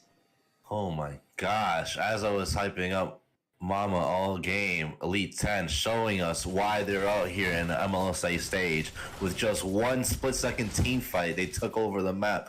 But as you stated, Xavier came in with the snipes to stop them from recalling and letting him go back for free. Definitely, and we're seeing right now in the bot side a little more bit of a fight. Durza over here getting forced down by Eska on this Lapu Lapu using the Petrifying Desperation, and it looks like it's going to work, but what didn't work is Wu attempts. He does get taken out by that Lolita, and now Durza on the retreat here. A member down from the side of Huevo, number advantage for the side of Elite 10, but Fanny going in for the bot side, looking to maybe go for something on this Lapu Lapu, who's a little too beefy for that. He needs to be careful. The CC chain could potentially happen. A stun going out, not connect. Meliodas going to land a stun, but the cables were already in effect, and now they're going to be able to disengage. Jeffrey Dahmer is, as he is able to separate, and now both of these teams, right, we do see the Lord spawning in about 20 seconds. You already know where they're going to go. This is an enhanced Lord, and that Lord can spell disaster for either team if it falls into the wrong hand. And right now, Fanny is on the bot side, looking to do what Fanny does, applying pressure off the sidelines. Going to have to look to provide some split pressure, but hang on here. Look at the troops. They're rounding in. It looks like Eska Sav is going to get collapsed on. And right now, if I'm the side of Elite 10, this is the time to go for this Lord, as Eska is trying to buy them some time with the flicker and a little bit of sustained bravery blessing. Going to buy him just a couple more seconds. Is that enough time for the side of Elite 10? It looks like it is, but hold on. Jeffrey Dahmer trying to make it in time, running out of energy. It's going to come in too late, as Carmilla will pick that up. The Black Dragon coming in from the side of Jersey. They're going to make the call to go for the fight. They're going to force to engage. They're looking to make a play here. Kirstling doing a good job of slowing it down. Numi and Blast from Meliodas finds Wu in the background. Not going to be able to find the kill just yet. Dawning Light going to go, but it's going to miss anyone important. Jeffrey Dahmer flying down the mid lane, trying to find a kill. Spirit Airlines coming in. Is he going to be able to cancel the flight, or is he going to go ahead and cause a departure here? He does take off, is potentially able to find a kill. No, Carmilla able to take him down as he's looking for Faith in the background, but that's 2 members down from the side of Elite 10, 1 from the side of Huevo, but it looks like the side of Elite 10 is going to try and push up in this mid lane, but hang on here. Wu and Dawning Light combination going to find Blade in the jungle there. Might have been a bad play, a bad call. You got to be respectful of Daizu on this Xavier, man. All she needs is the vision from Wu, and the next thing you see is some damage coming from a tower near you. Now, I will say, as these fights have been getting more intense and intense, this is the part of the game that I personally dread. You reach that 16-minute mark, you hit that Lord, both teams not going neck and neck, not giving each other an inch. You have to start making picks and letting them get out of the tower, because once you start pushing all lanes in, you have to get the picks out, because otherwise it's just going to be a forced play under their tower if they're going to turtle. I know that by the standard that they're doing, they're either trying to force the plays right now so they don't let them go in. Definitely. And speaking of force here, the members of Huevo looking to trade it out. A marksman down from both sides, and Daizu doing a good job of immobilizing Durza here, trying to keep the back line pressured. Eska entering in with that Brave Fighter stance. We're going to miss that stun again, but Wu not going to miss the roam for the side of Elite 10. Going to take him down. AJ going to take out Durza here, and Wu looking maybe to stop these recalls. 2 members in the bush, but was this the right decision? You don't have anyone with you here. Dawning Light, though, Daizu always in your corner, no matter where you are on the map. Daizu trying to help him disengage here. Wu trying to go ahead and get that mobility in play, but hang on, Ying Yang overturned from Kagura, not going to be able to take out Daizu. A misplay, a miscalculation, as Jeffrey Dahmer is going to go ahead and clean him up off the map. And that's the last thing you want to see is Jeffrey Dahmer flying at you on a map in the land of Dawn, as Dice is going to be able to safely recall and disengage from that fight. As we just stated before, we have to see the lane pressure keep coming in. Mama just with the Paquito coming in to distract the back so that we can get the lane pressure in. They're trying to crack an inhibitor open so that they can prep up and get these picks in. Both teams are relentless with how the team fights have been participating in. And I will say, I have not seen any more place action-packed than I have in the MLSA. And speaking of relentless, Huevo doing a good job. They weren't able to pick up the kill, but weren't able to force down that immortality on this Lapu Lapu, which is going to take a lot of sustain and durability out of his back pocket. Second chance at life is out of play. He's going to have to work on this top wave, though, as Huevo has the overwhelming pressure in that lane. And they know they have the advantage. They have the numbers. If they choose to go for a fight, it would be a 5v4. Wu trying to go scope out, but he might have went a little too far. Ying overturned. No, going to be able to survive. Dawning Light and this blazing duet combination. Going to find Meliodas, and now in the backline, Faith all alone here, a 1v2, but Eska trying to save him when the nature being popped. Will it be enough? He stuns Fane underneath the tower. Does he win that? He pops the immortality, potentially take this kill. Yes, he does. Yes, he will. Does find Fanny in the tower. Faith, what a play. Able to survive, and that's a clutch kill. Jungler down for the side of Huevo, along with the jungler from Elite 10. Either team going to be able to force on this enhanced Lord. For a moment, it was a scuffed fight, but in the end, able to right the mistakes, right the wrong from the side of Elite 10, burning out a lot of those skills on Wu. And you can see it here on the replay. It's about to happen. They made the call, I guess, to go ahead and use a lot of the skills to maybe potentially pick off Wu. It didn't work. And then the re-engage and the retaliation coming in from Huevo for a second, it was looking ugly for the members of Elite 10. But Eska making a clutch play to be able to save Faith and buy him that little bit of time to pop that one to nature that ultimately allowed him to go ahead and take this 1v1 underneath the tower with Fanny burning the immortality and then ultimately taking the kill as well on the jungler from the side of Huevo. A great play and a great recovery from the side of Elite 10, and a big shout out to the XP laner of Elite 10. Eska getting it done with the Lapu Lapu to protect Faith at all costs. But now all members back into play, and we're going to see this fight happen one more time. And I'm not gonna lie, I think this will be the final one, but they got to be careful. Faith, the concealed play has been caught. A little bit of spacing from Lolita has left an opening. Blaze Duet and the Wind of Nature is already out of play. Dawning Light gonna find Faith. The marksman is down. Black Dragon with the Furious dive from Durza looking to find another member. Jeffrey Dahmer gonna take out Blade. Petrifying another Furious dive. Double kill going to the hands of Daizu on this Xavier, and that's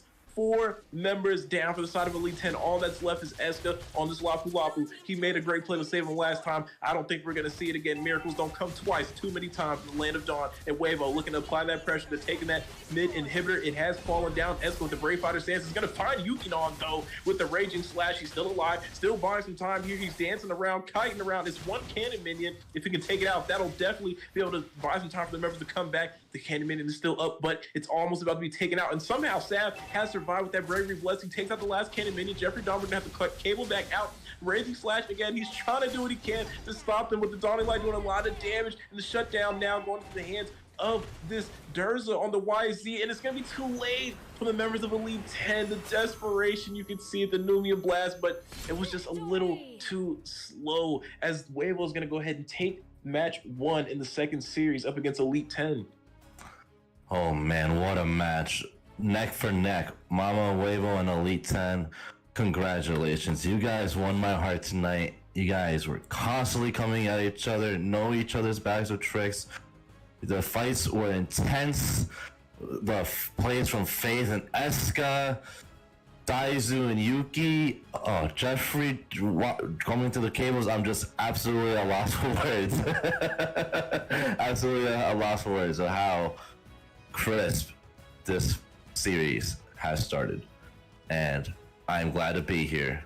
Just a little bit nervous. It's just this type of setting right here is where it's at. You fight the top of the top and the best of the best, and that's what the MLSA is about. And then it leaves me aghast with amazement. And definitely a beautiful ending indeed, but like we said, there can only be one winner, and Huevo already taking it game 1, but this is a best of 3, so you can't really count outside of Elite 10 yet. But man, oh man, I gotta give it to Esco over there on that Lapu Lapu. That was some mighty impressive gameplay right there. To be able to see him close it out almost and save the day, that saving grace, that Knight in Shining Armor against the 1v4 situation. And he almost pulled it off. If he had like probably 3 more seconds, we might have seen a comeback or a turnaround by the side of Elite 10. But now the real question is, how is Elite 10 going to respond, as there's one game into the hands of Huevo, but they need to take another to close out the series. If the side of Elite 10 can maintain some pressure, figure out a method in the early game to kind of disrupt their momentum, their flow on the side of Huevo, they may be able to steal a game 2. But like we said, don't go anywhere, ladies and gentlemen, as we are only on Series 2. We still have a Series 3 on the way right after these 2 amazing teams will compete, and that is going to be only the squad versus Dark Immortals. So definitely roll your shoulders a little bit and grab some popcorn, get some drinks. We'll be right back with you guys for match 2.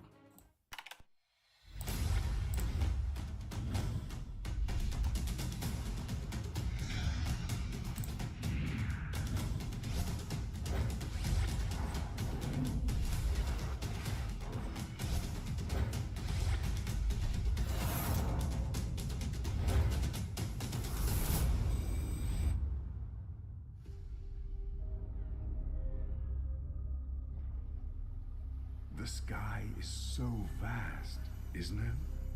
My little flare. Papa? Can you reach the sky and ignite the stars?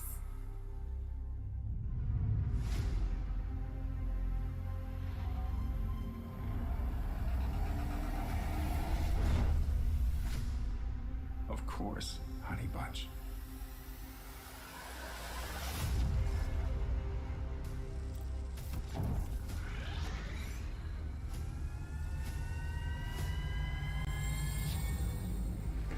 Papa never returned home.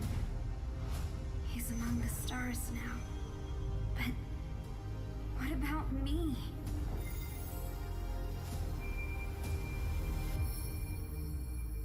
Have faith, little flare.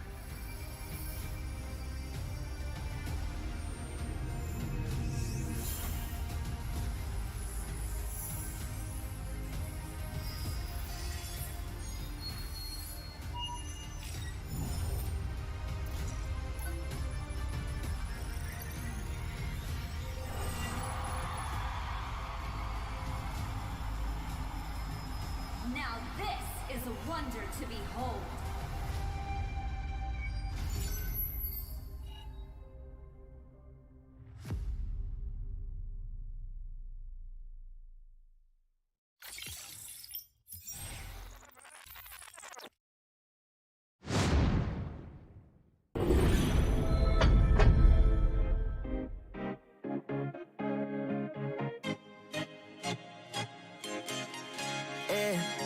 Loved you from the first time you called me lame. Loved you for your wits and your wicked games. Yeah, always on my mind, always in my brain.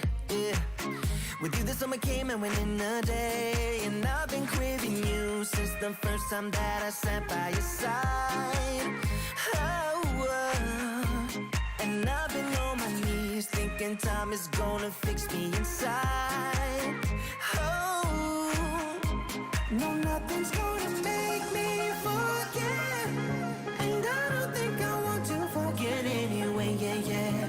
No, nothing's gonna make me forget, yeah, I don't think I want to forget anyway, yeah.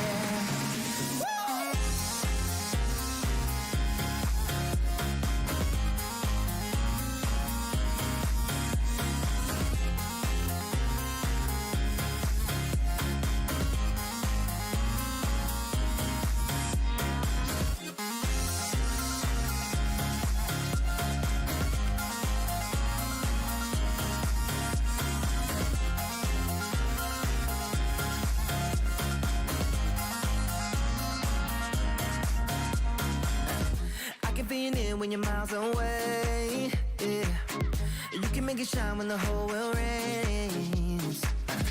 Always Always on my mind, always in my brain. With you the days are long and the nights are late, and I've been craving you since the first time that I sat by your side.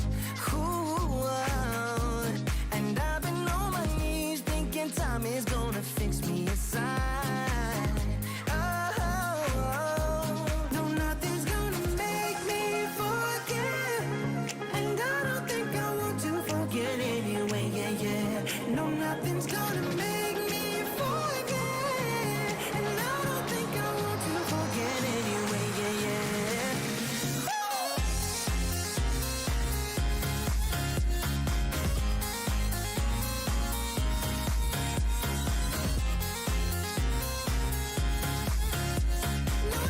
never wanna forget.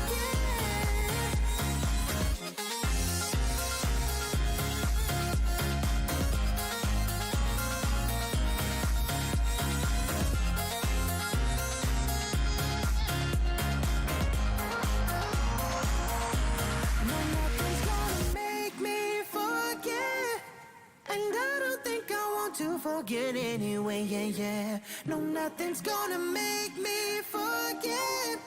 Yeah, I don't think I want to forget anyway. Yeah, yeah.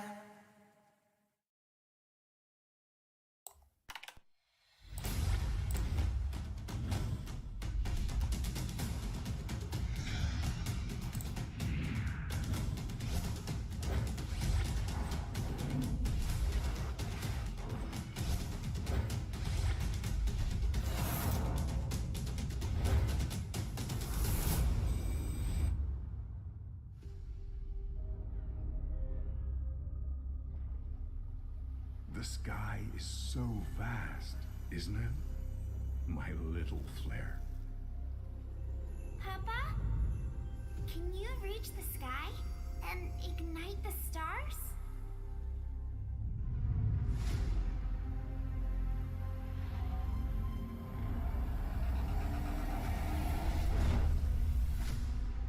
Of course, honey bunch.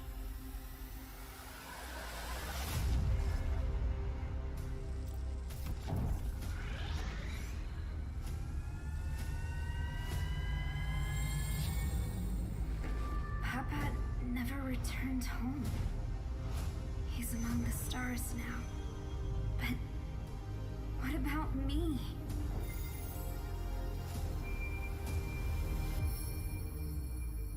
Have faith, little flare.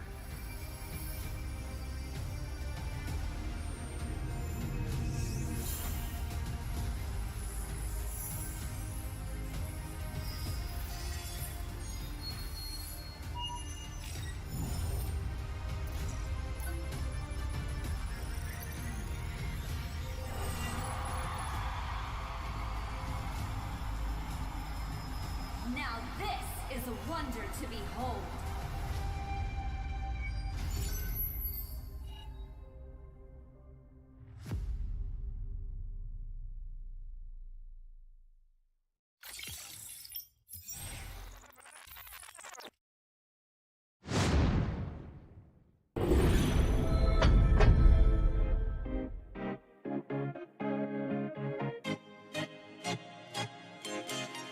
Yeah.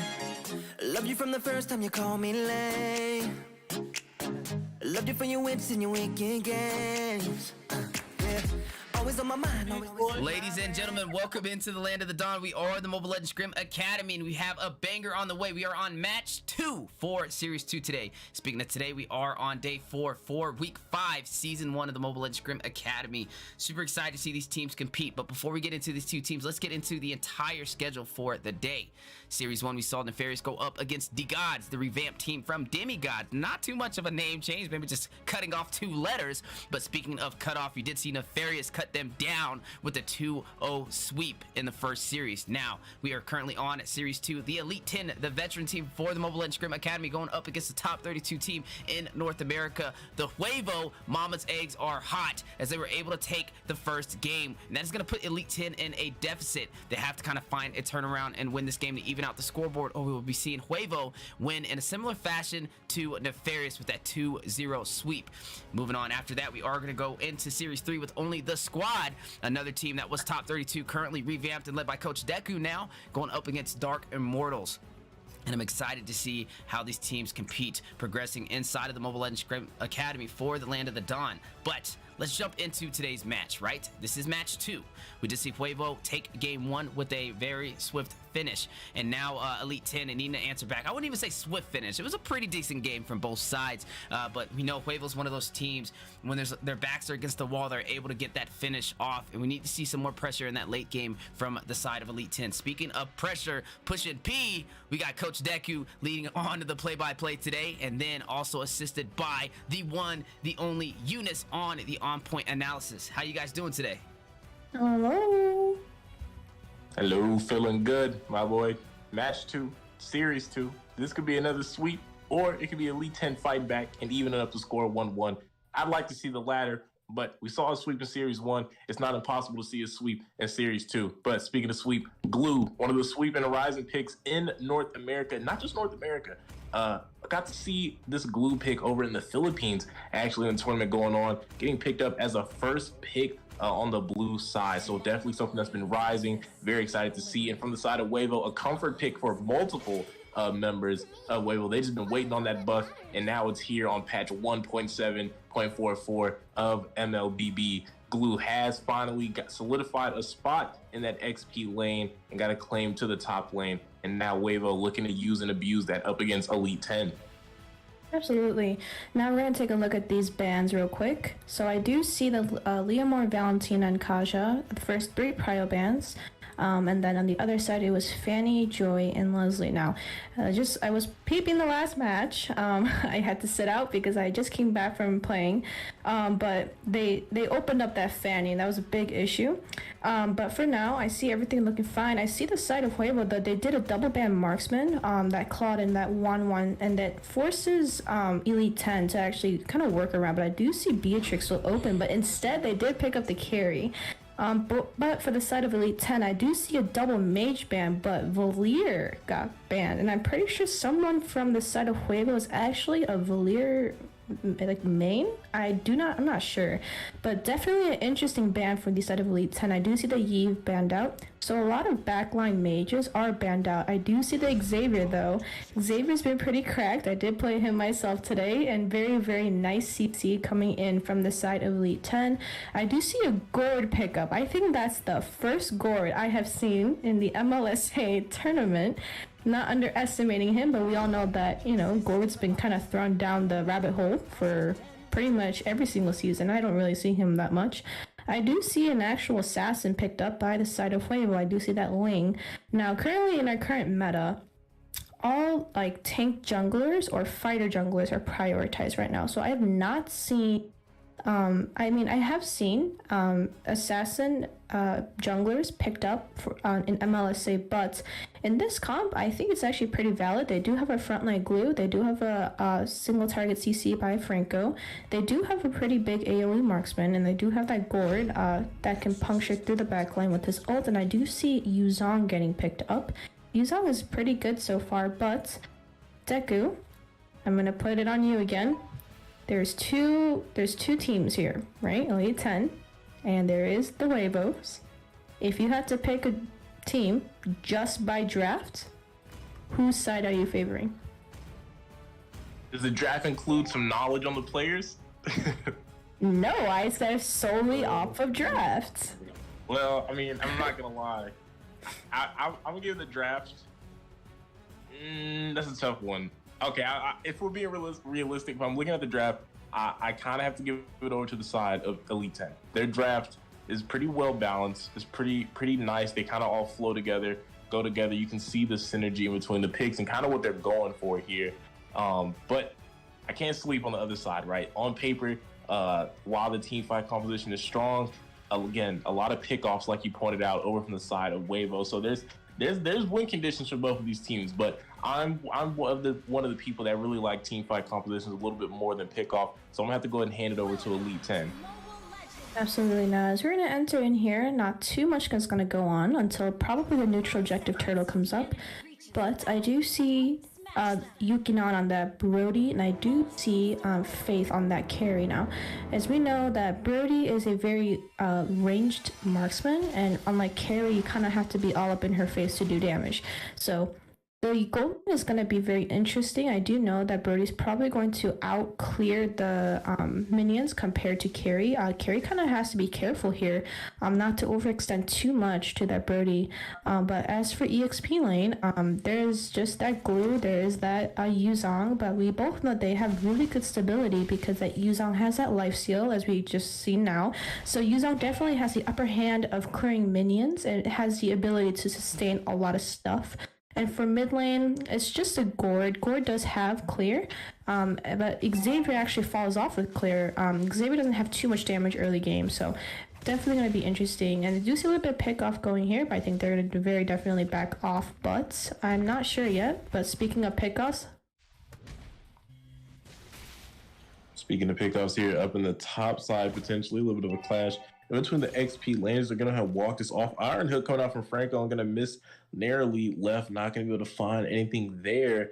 Not too much action going on in between these two teams. Like we might be waiting until that first turtle spawns in to see any real action going about. But speaking of action, Meliodas applying a lot of pressure. Not Meliodas, Jeffrey Dahmer applying pressure on that Ling, invading onto the jungle of the side of Elite 10. And now we're seeing a potential engage. Jeffrey Dahmer going for the tower dive. Turns of Blade's going to get popped out early. Didn't really do too much. Find anything for that kill. I don't know if that was really advised to go for that, but hold up. Here's Wu with the Iron Hook, going to catch and cancel the recall, and Meliodas going to get taken out. That's a first blood into the hand of Gord. Not something I expected I would ever say in the MLSA. That is a first blood, I repeat, a first blood into the hand of Gord.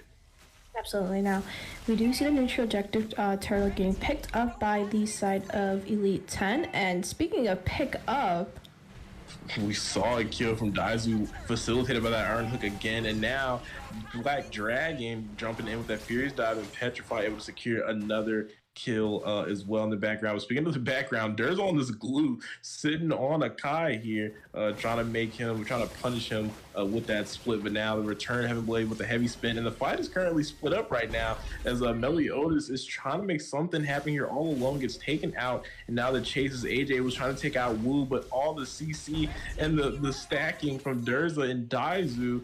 There's a Daizu D&D Dungeons and Dragons not going to let Elite 10 get out. Woo! Boy, do I got bar. Somebody sign me. Absolutely. Someone does have to sign you up here. Now, let's take a look at these items real quick.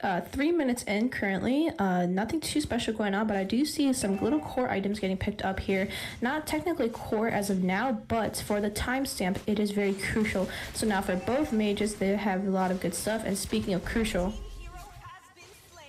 we are seeing some action going down here in the bot side. Potentially another kill. Mystic Gush coming out from Daizu. And Daizu is 4-0-1 right now on the Gord. This is just getting ridiculous. There is no reason a Gord should be in the MLSA dropping 4 kills unanswered. And now another Iron Hook. Ooh, narrowly missing here on AJ. That would have been another kill potentially into the hands of Daizu, who's actually kind of the snowball right now, believe it or not, for the side of Huevo. Absolutely. Now, I just want you guys to take a look at these spells real quick. I see AJ running Sprint. Now, Sprint is good on Xavier because he needs mobility, right? But into a Glue and a Franco and a Gord that has CC, I don't know. But I do see both that Kai and the Glue did pick up the Molten Essence to help with the wave clear. And speaking of pick up, in the 1v2 from Esker Reyes, he does accept the challenge. They have to go and disengage once the split is popped by this Glue. No longer going to be able to take that fight confidently. Speaking of taking fights here, it looks like Elite 10 setting up potentially something here in the bot side. That's going to give time for Huevo to go ahead and take down this turtle uncontested. We've seen the Cursed Blood links going down. Dawning Light from AJ on this Xavier is going to lead to a kill. 2 kills there. Make that 3 as Akai is going to find Daizu on this board. Finally, something in the favor of Elite 10. You're able to find a trade on the map. 3 kills potentially for a tower up in the top side. Beautiful shutdown by the side of Elite 10 on Daizu on that gourd. And honestly, I'm very, very impressed by the way Daizu's playing with that gourd. Very good macro and micro coming in from the side of Huevo. I don't see anything too major for the side of Huevo, but Elite 10's gotta stack up some kills. And speaking of stack up, we've seen the Bloody Hunt, and now Yukon jumping in, landing the stun, and sending out the torn apart memories, looking to maybe find a double kill. Tim's the blades coming out from Jeffrey Dahmer, and yes, that's a 2-man kill picked up by Yukon on this Brody, and he's definitely on a line right now. So he just picked up that Blade of Despair. Absolutely. Now, it is 5 minutes in. There should be at least a couple core items coming in from each side laner. Yep, there it is. So I do see Windtalker picked up by the jungler, and Carrie is a little bit of a struggle here, but she did get out beautifully. Nice flicker, nice response.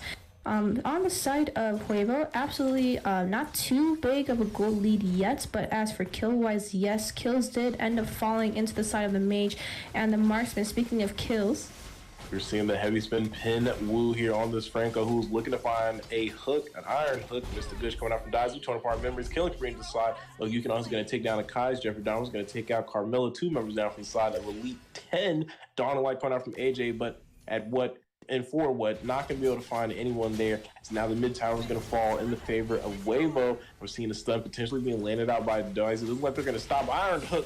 Gonna find the marksman for Elite 10. That's gonna be a carry taken out by Woo. And oh my goodness, Huevo not slowing down, looking to enforce their will and increase this lead right now up against Elite 10. Absolutely. Now, this is where things are gonna start to snowball if Elite 10 doesn't hustle. The more you hustle and tussle, you snooze, you lose. So we gotta see what's gonna go up with the side of Elite 10. Do see junglers now picking up that blue by the side of a Kai by Heaven Blade. I do see lots of core items picking up though. I do see Xavier with that clock. I do see Brody with that BOD. Not too much yet. Carrie just got Endless Battle, but at what cost though? Carol did get picked up by the side of Huevo. So we'll try to see if anything from the side of Elite 10 can at least do a little bit of a pick off, but with no core big items, it's going to be very hard for the side of Elite 10 to do anything right now. I mean, they can prioritize one-on-one pickoffs or 2-1 pickoffs, but as for team fights, Mage has no damage, Marksman has no damage, Yuzan just picked up Hunter Strike with no defense to respond to that. And on the side of Huevo, I do see every single person on their team did pick up a core item. Speaking of pickoff, the 4-3-man core rotation from Huevo are going to take out the XP laner of Elite 10, and that's going to lead to them taking that tower in the top side. Again, Huevo not giving any space for the side of Elite 10 to play in this match. They're looking to snuff them out and sweep the series 2-0. More like you're not giving them space to breathe. I mean, I just want you to see, like, look at how sync Huevo's in right now. Like, they're not letting Elite 10, like, rotate anywhere right now. They are all going either 3 or 4-man rotation. Beautiful synergy right now going on the side of Huevo. I do see beautiful KDAs right now on the side of Huevo. I mean, the tank has all those assists. That gourd early game picks and early game kills coming in from that gourd. I do see something going on here, but I think they're respectfully going to disengage. They think they're just trying to get objectives here. But as long as Xavier does try to pick up something, maybe they might be able to snowball. But speaking of snowball, we are seeing that potentially happen here, but they're going to disengage, but not before Eska J with the Black Dragon is going to jump in. Furious Dive not going to find Yukinon though, and here comes the torn apart memories, not before Durz can take him down though, and now member caught in between a rock and a hard place. Meliodas with the conceal, but what will it do? As the members of the Huevo are still going to take him down. Now Durz with that split does find a member of Elite 10. He's going to get taken out by the Mystic Gush of this gore. Daizu is now 6-1-7 on one of the most maybe what you would call viable of mid laners in the game, but Daizu showing us where there's a will, there's a way, and you can't stop the pull of Daizu even with the Valir ban. Absolutely. Now that as like you said, we haven't really seen Gourd, so very nice play. I mean, they're showing that Gourd can definitely be pulled out of the gutter. I mean, that Gourd, nobody plays him. So, like, now seeing a play coming in by the side of Huevo is actually pretty interesting. Lord to get picked up by the side of Huevo. A lot of syncing should be happening here. I do see they're trying to prioritize this upcoming mid lane and the sides that are coming up here. Two core items picked up by Gord, that Ice Queen wand and that Glowing Wand. Very big CC items for a mage, especially when it comes to Gord. Lots of slowing will happen. And speaking of slowing, speaking of slowing here, we are seeing a little bit of action over here in the jungle side. Jeffrey looking to contest potentially on this blue buff, but is going to go ahead and focus in on this split with that Lord crashing down on the bot side. Speaking of crashing the top side, you can able to find a tower there. Tempest of Blade being popped out by this Ling. Stun going in from Daizu, not going to connect. They have already opened up a little bit of the map, right? Took the tier 2 in the top side, took a tier, almost took the inhibitor on the bot side, and then clearing up a tier 2 in the mid. That's a double stun right there from Daizu on this Gordon. They have to be careful here. Dawning Light going out, but not going to connect to anyone there. Mr. Gush, ironically, in this match has made more connections than the Dawning Light coming out from AJ on this Xavier, and that's a little painful to say, considering all things that AJ has in that toolkit as far as capabilities for that reach and that damage. Right now, Huevo looking menacing. No members want to step up too far, knowing an Iron Hook is ever present from the side of Huevo. They're doing a good job of keeping them stuck on that tower and making them feel the pressure. They don't have anywhere to go. They are literally trapped and with no room to breathe and no room to wiggle. But speaking of room here, we are seeing the engage. The Iron Hook does land. Bloody Hunt as well on Meliodas here on this room on Carmilla. Now we're seeing the split come out from Durza on the glue. Not going to find anything just yet. Heavy spin coming out from Akai. Wasn't able to pin and find a kill, but another Iron Hook is going to find this Xavier. 12-part memory almost taking him out. Yukino almost cleaning up the mage for the Elite 10, and they're still trying to hold this defense. The mid inhibitor is getting dropped dangerously low. Yukino trying to take it down. A stun coming out from Gord. A mobilization though from Xavier. In return, Iron Hook over the wall is going to find carry speed. Light Wolf has been popped. Faith trying to do some damage, but getting caught in between. The CC right now is going to be able to throw out some shots towards this Fanny here, not the Fanny, with the Ling. Black Dragon, you can see who he's going for, smelling the blood in the water, but hold up, Tempest of Blaze, the outplay, not going to be able to find the kill, and now the Mystic Gush going to be comboed in with Durza, and that's down. The Black Dragon has been taken out. He's 1-4. He's been struggling all game to find and complete these kills, and this is not a different story here, but here comes the split. Does find a member here, is going to bring it back towards the team. Stun coming up from Daizu on the Gord. Another jump of Retribution coming out. They are holding this Akai hostage, man. But Daizu's dangerously low, and I don't know, maybe he might have brought death to the doorsteps of Daizu. She's going to get caught out by the Petrify.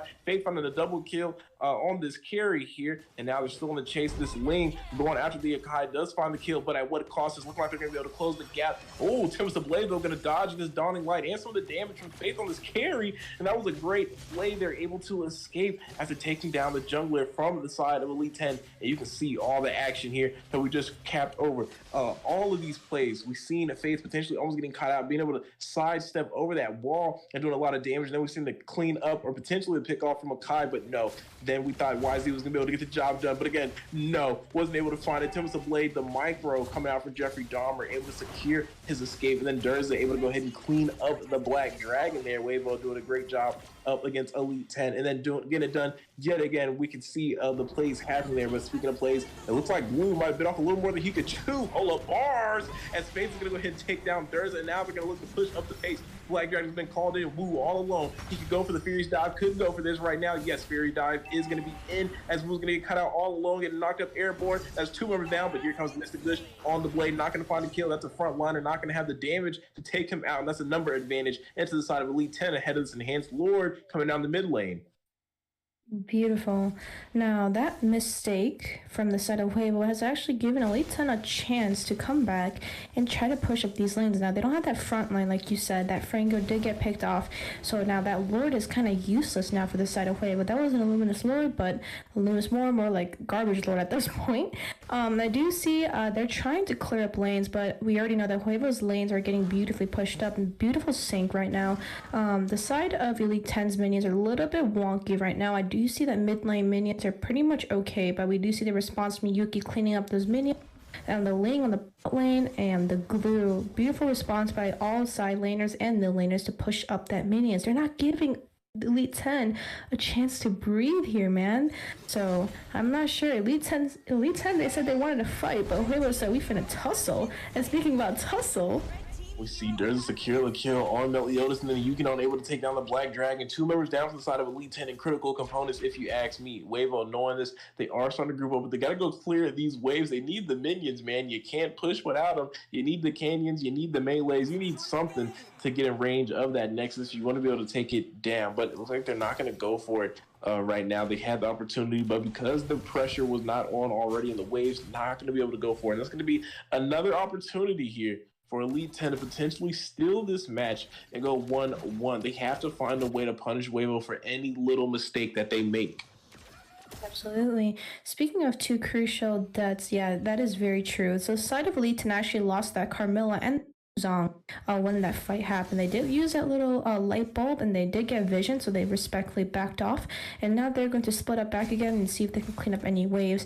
With that being said, as soon as Yuzong and Carmilla goes down, they have no front. Now Xavier needs extremely heavy front to be able to proc, to be able to macro pick and like just do little pokes here and there, and without those two fronts they can't really do anything. I mean, Akai is too busy trying to pin any backline that can, you know, possibly put their team at dangerous risk.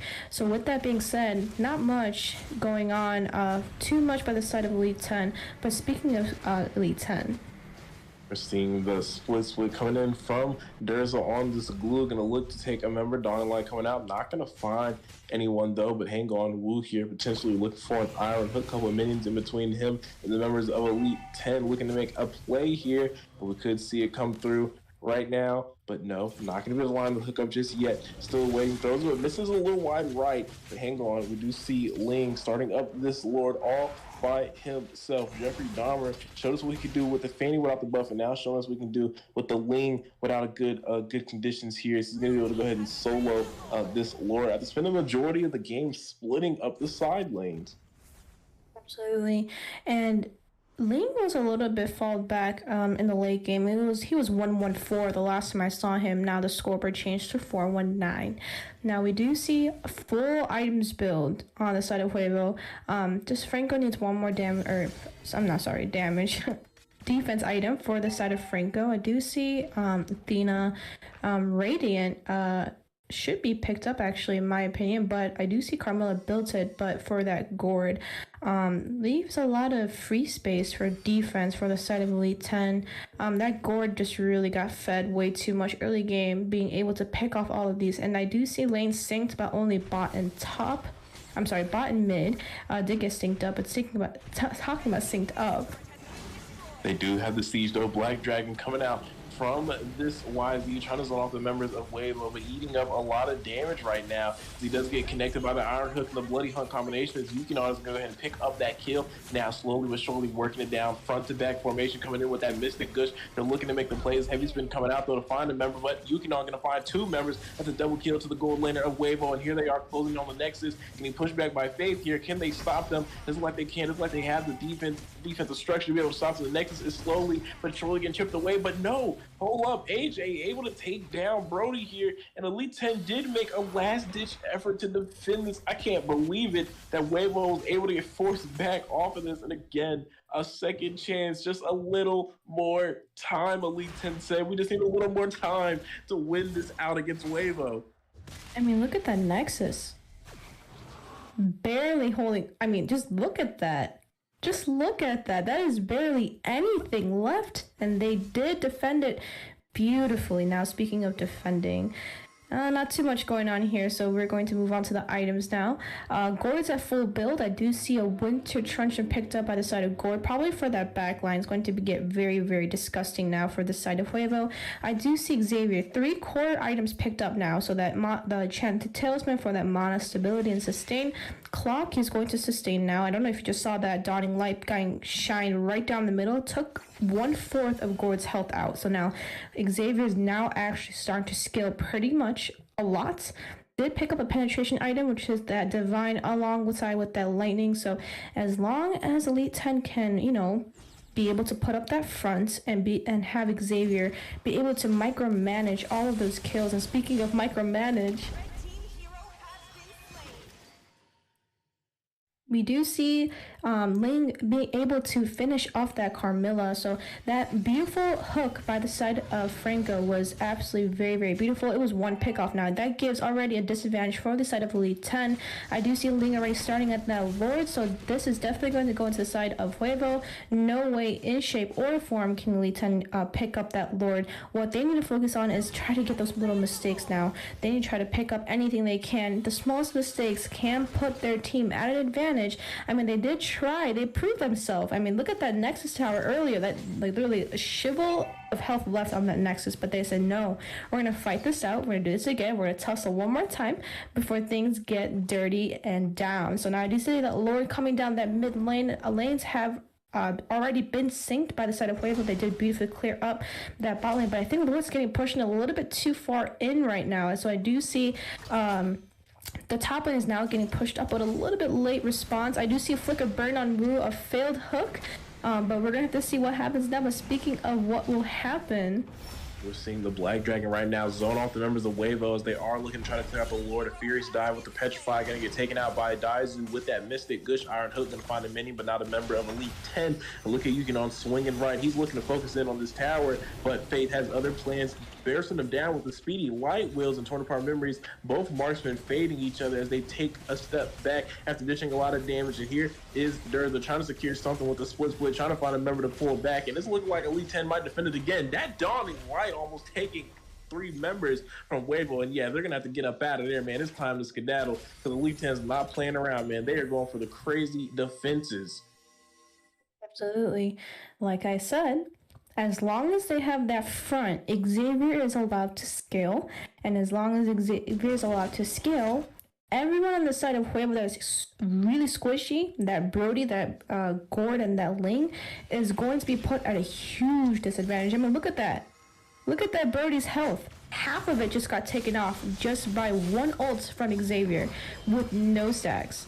So that would be interesting. Speaking of interesting, yeah, we were seeing maybe a potential invade on the red, but with these timers and what's at stake here, it's not even okay to go for these invades anymore over here in the jungle. But now, looking at the map here, we're seeing Huevo trying to hold position in the jungle. 3 members here playing around this blue buff. They're waiting for just one person to make a mistake as far as rotation and movement on the map. The moment someone is showing here nearby, it's going to be time to go. We know the concealed play is available from the side of Huevo. They're going to be looking to end this out. And Elite 10 playing cautious, and rightfully so, a little scared to even clear out the minions right in front of where that MLBB tower would be right now. But again, the Lord's going to be coming up though shortly here. But hold up, Iron Hook in the jungle. They're going to find the Bloody Home Heaven Blade. This might be just what they needed. Dawning Light coming out, not going to find the kill. That's going to force him to back from the side of Huevo. And hang on here now. Durza taking a lot of damage, eating a lot of speedy light wheels with that split. There's a lot of utility being used right now. And between both teams, this enhanced Lord has been spawned in 23 minutes into the game. And hold up here, it's like we might see a solo contest, but wait, no, Blade's been spotted. He's already been seen. He's going to go for the contest. 20k HP on this Lord. He's going to need to be very focused on this, but no, they're going to go ahead and take the fight. And that's just a smart play by the side of Huevo. They're not going to keep chipping at the Lord for him to be able to stem. They're just going to take the fight to him, get him out the way, and then secure this Lord. And Huevo not falling for those little tricks, not going to let Nakai just come through there and bulldoze his way into ruining their win. They're going to look to close this out. They're going to look to go 2-0. You can see Wu with the recalls, very confident in them winning. It looks like the rest of Elite 10 can feel the pressure. They're left to nothing, absolutely nothing but them in the Nexus. 5 members in a dream up against Huevo. They're going to have to play this almost flawlessly for this defense. But Huevo smelling blood in the water. Like we said, a shark on the loose. They're looking to end this game right here and right now. They have the waves potentially synced up here. Top wave, mid wave looking good. Bot wave looking good now as well. Jeffrey Dahmer playing around on the wall here. Maybe look for some skills. Iron Hook goes out, not going to connect, but Black Dragon here goes one more time. Going to try to zone out the members of Huevo. Going to split around 2 or 3 of them. All there is the front, the roam, and the XP over there by the tower. The rest of the damage dealers in the back line dealing with this Esco on the YZ. Yukinon still alive. Just like he's trying to go for the tower here potentially. No, he's looking to keep doing damage. He's looking to keep fighting. They're not aiming for the Nexus. torn apart memory, though, gonna do a lot of damage, gonna find something, but now they're walking on to the Nexus. They're not focusing Yuki on, they're not focusing the Brody. No, he does fall, but so does the Nexus. Huevo gonna complete the sweep, 2-0 for Series 2 up against Elite 10. Beautiful play by the side of Huevo. They did want to tussle, and they brought what they did to the table. Now, I do see beautiful KDAs, though, with the side of Huevo. Lots of assists, though, coming in. But I gotta give props to the side of Elite 10. 25-minute game. Barely anything on that Nexus, and they still held on. They said, I came here, came to fight.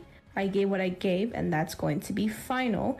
But I do see these beautiful damage coming in from that gourd. 30% overall damage.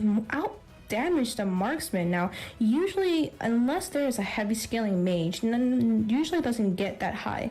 But 30% incoming damage from that gourd is actually ridiculous, and I haven't seen a gourd play this well. So beautiful. Lots of team fight participation coming in from that gourd, pretty much there for almost every single kill. 93% there. Lots of turret pushing coming in from Yuki and a little bit from that Link, but we do see the Yuzong was actually prioritizing turret damage because their carry was just continuously getting ganked by the side of Huevo. Beautiful objective play, beautiful rotations, beautiful synergy coming from the side of Huevo. So congratulations, Huevo. You take this trophy home.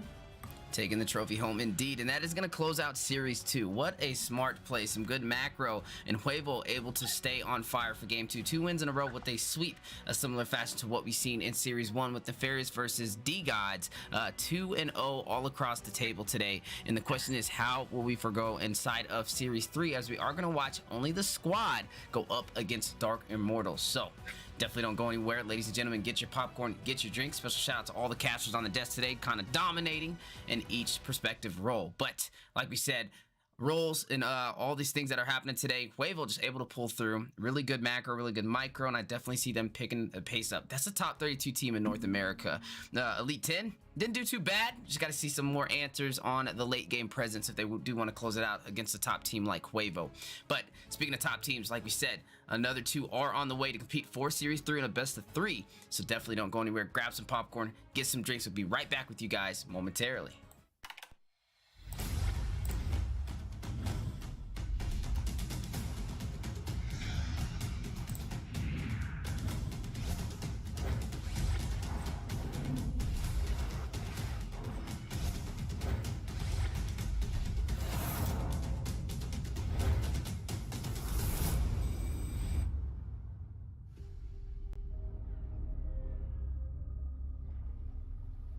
The sky is so vast, isn't it?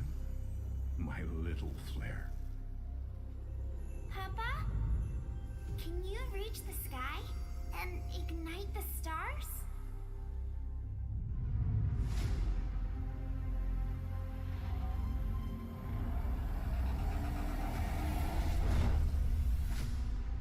Of course, Honey Bunch.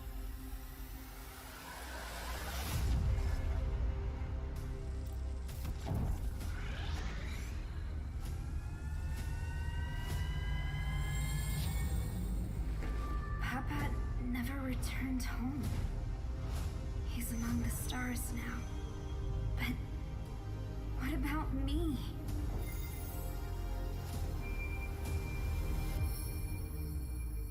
Have faith, little flare.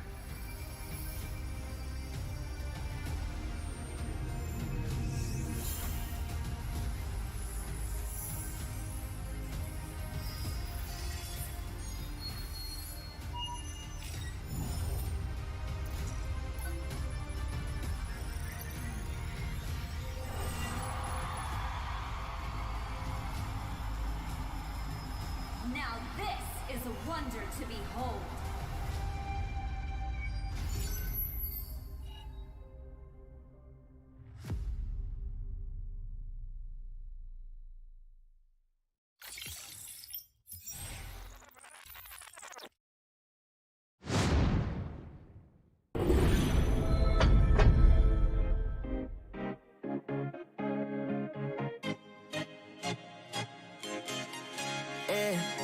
Love you from the first time you called me lame. Love loved you for your wits and your wicked games. Yeah, always on my mind, always in my brain. Yeah, with you the summer came and went in a day, and I've been craving you since the first time that I sat by your side. And I've been on my knees thinking time is gonna fix me inside. Oh, no, nothing's gonna make me forget, and I don't think I want to forget anyway. Yeah, yeah. No, nothing's gonna make me forget. Yeah, I don't think I want to forget anyway. Yeah, yeah.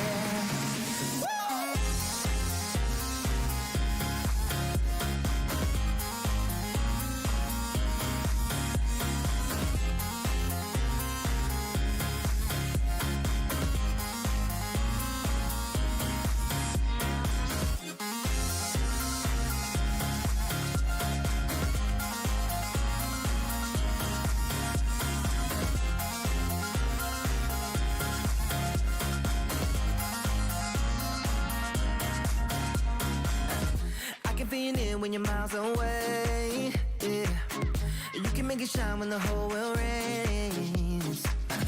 Always on my mind, always in my brain. With you the days are long and the nights are late, and I've been craving you since the first time that I sat by your side. Ooh, and I've been on my knees thinking time is gonna fix me inside. No, nothing's gonna make me forget, and I don't think I want to forget anyway. Yeah, yeah. No, never, never wanna forget.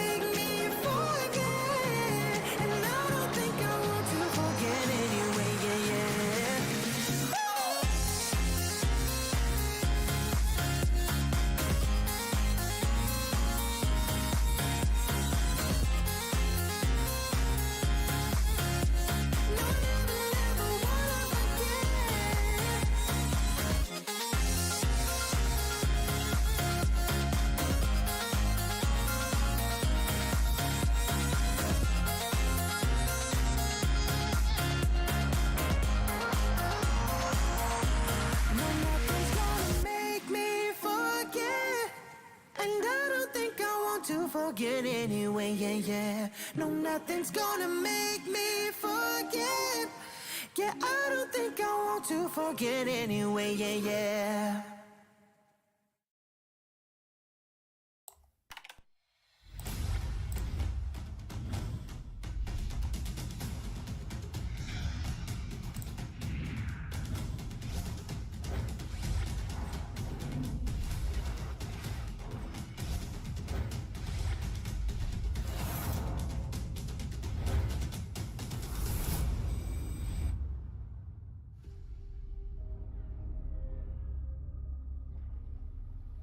The sky is so vast, isn't it?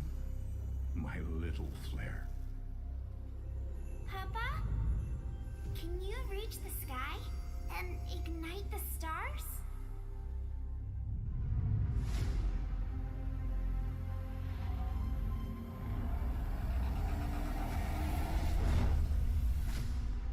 Of course, honey bunch.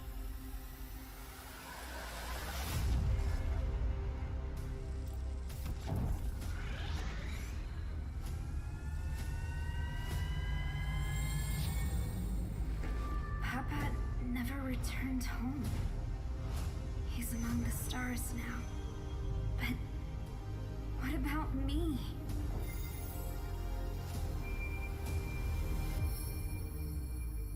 Have faith, little flare.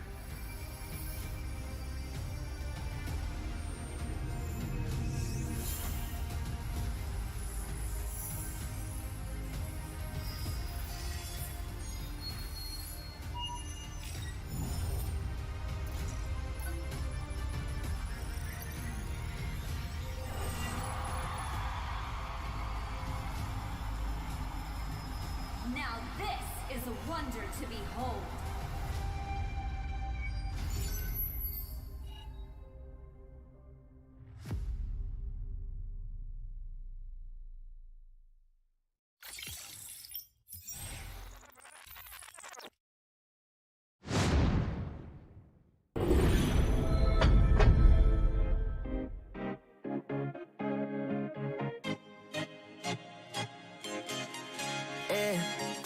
Loved you from the first time you called me late. Loved you for your wits and your wicked games. Yeah, always on my mind, always in my brain. Yeah, with you the summer came and went in a day, and I've been craving you since the first time that I sat by your side. And I've been on my knees thinking time is gonna fix me inside. Oh, no, nothing's gonna make me forget, and I don't think I want to forget anyway. Yeah, yeah. No, nothing's gonna make me forget. Yeah, I don't think I want to forget anyway. Yeah, yeah.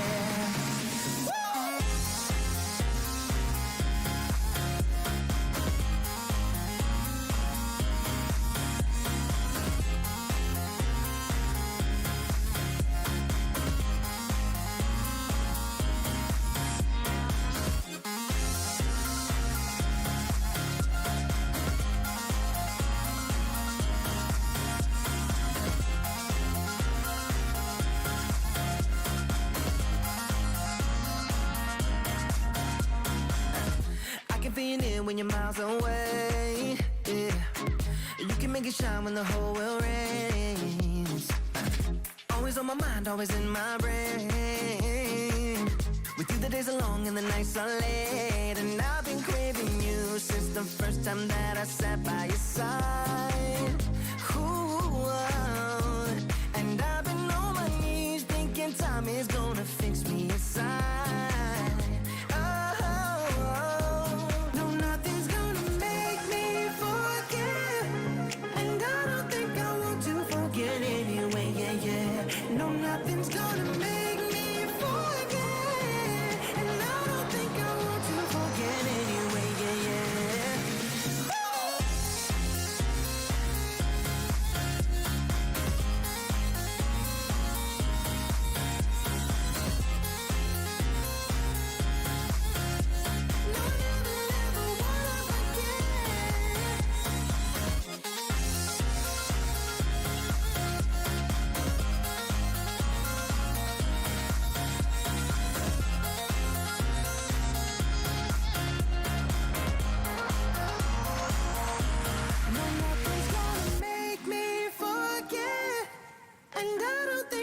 To forget anyway, yeah, yeah. No, nothing's gonna make me forget. Yeah, I don't think I want to forget anyway, yeah, yeah.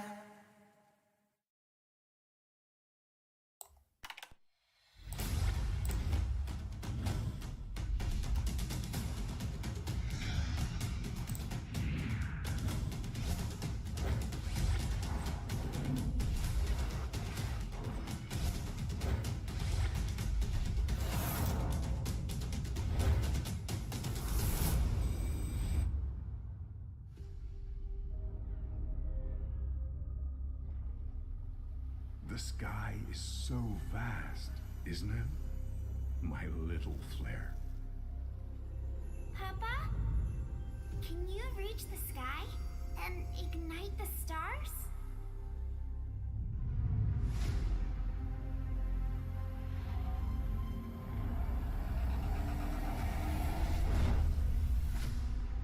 Of course, honey bunch.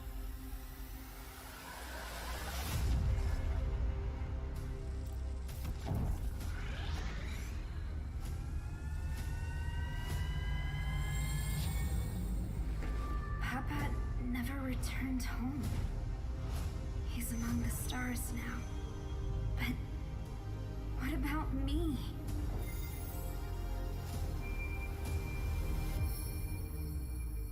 Have faith, little flare.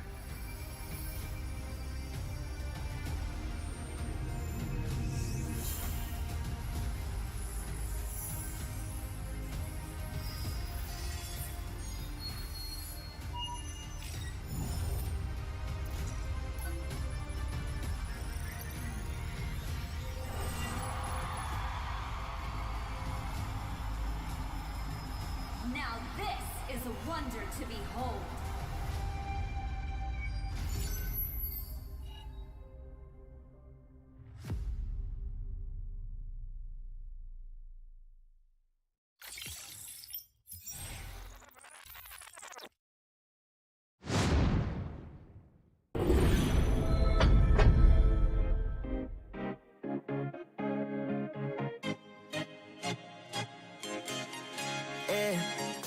you from the first time you called me late.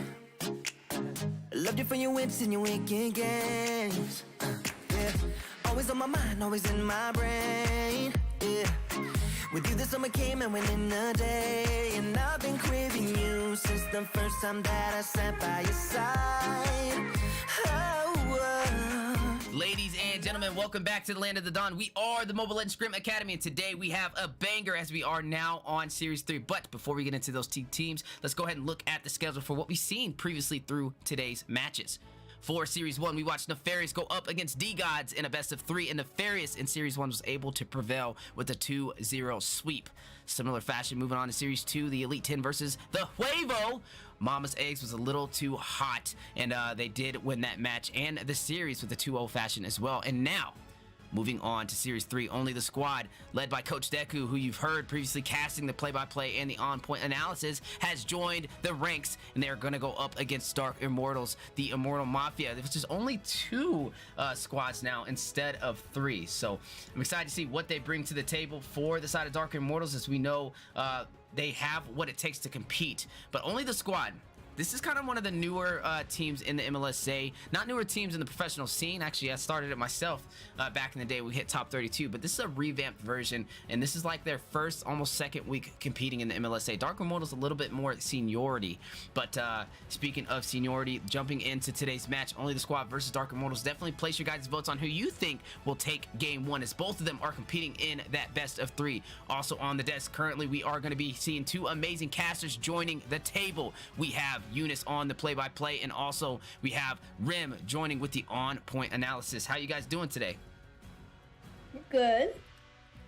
I'm doing great. And I'm doing even better jumping in to this series, watching Dark Immortals versus Own the Squad here. While we're on loading screen, jumping into this match, right, I want to take a minute to appreciate the drafting, especially coming out on the side of OTS here. We do see Five Nights at Freddy's locking in that Akai, Foop, a master in the EXP lane, on the Yuzong, which we've seen perform in I think every series of the night, maybe not the first one, but he's definitely had a lot of presence here tonight. Lubellion on this Eve, and Brazilian Sauce locking in that Kadita in the roam position. They have a pretty solid composition in terms of dive potential as well as burst potential. So I'm definitely loving the drafting on the side of OTS though. But speaking of drafting, Dark Immortals locking in Jay on that Benedetta.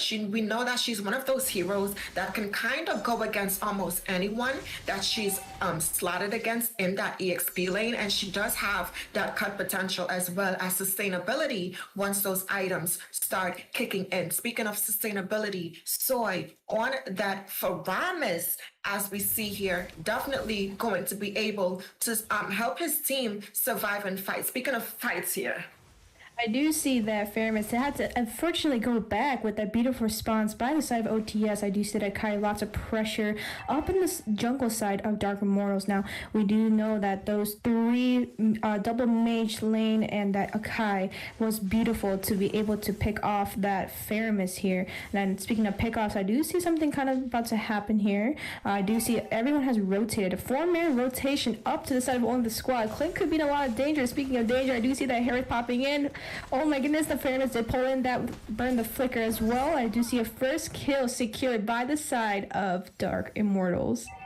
That's a beautiful performance coming from the side of Dark Immortals. We've known that in the past, they've kind of been one of those teams that kind of struggles in that early game, but it definitely seems like they have been putting in the work and they have been spending the time to improve on this synergy. And we could definitely see that being reflected in the way that they gank. Speaking of synergy, we do see them trying to get ready for this turtle. Hold on. Am I seeing this properly? Is that a Rafaela in the jungle right now on the side of Dark Immortals, which they just secured? I've seen Angela jungle before, but I've never seen Rafaela in the jungle position. So I'm very excited to see how the side of Dark Immortals is going to perform with this Rafaela pick.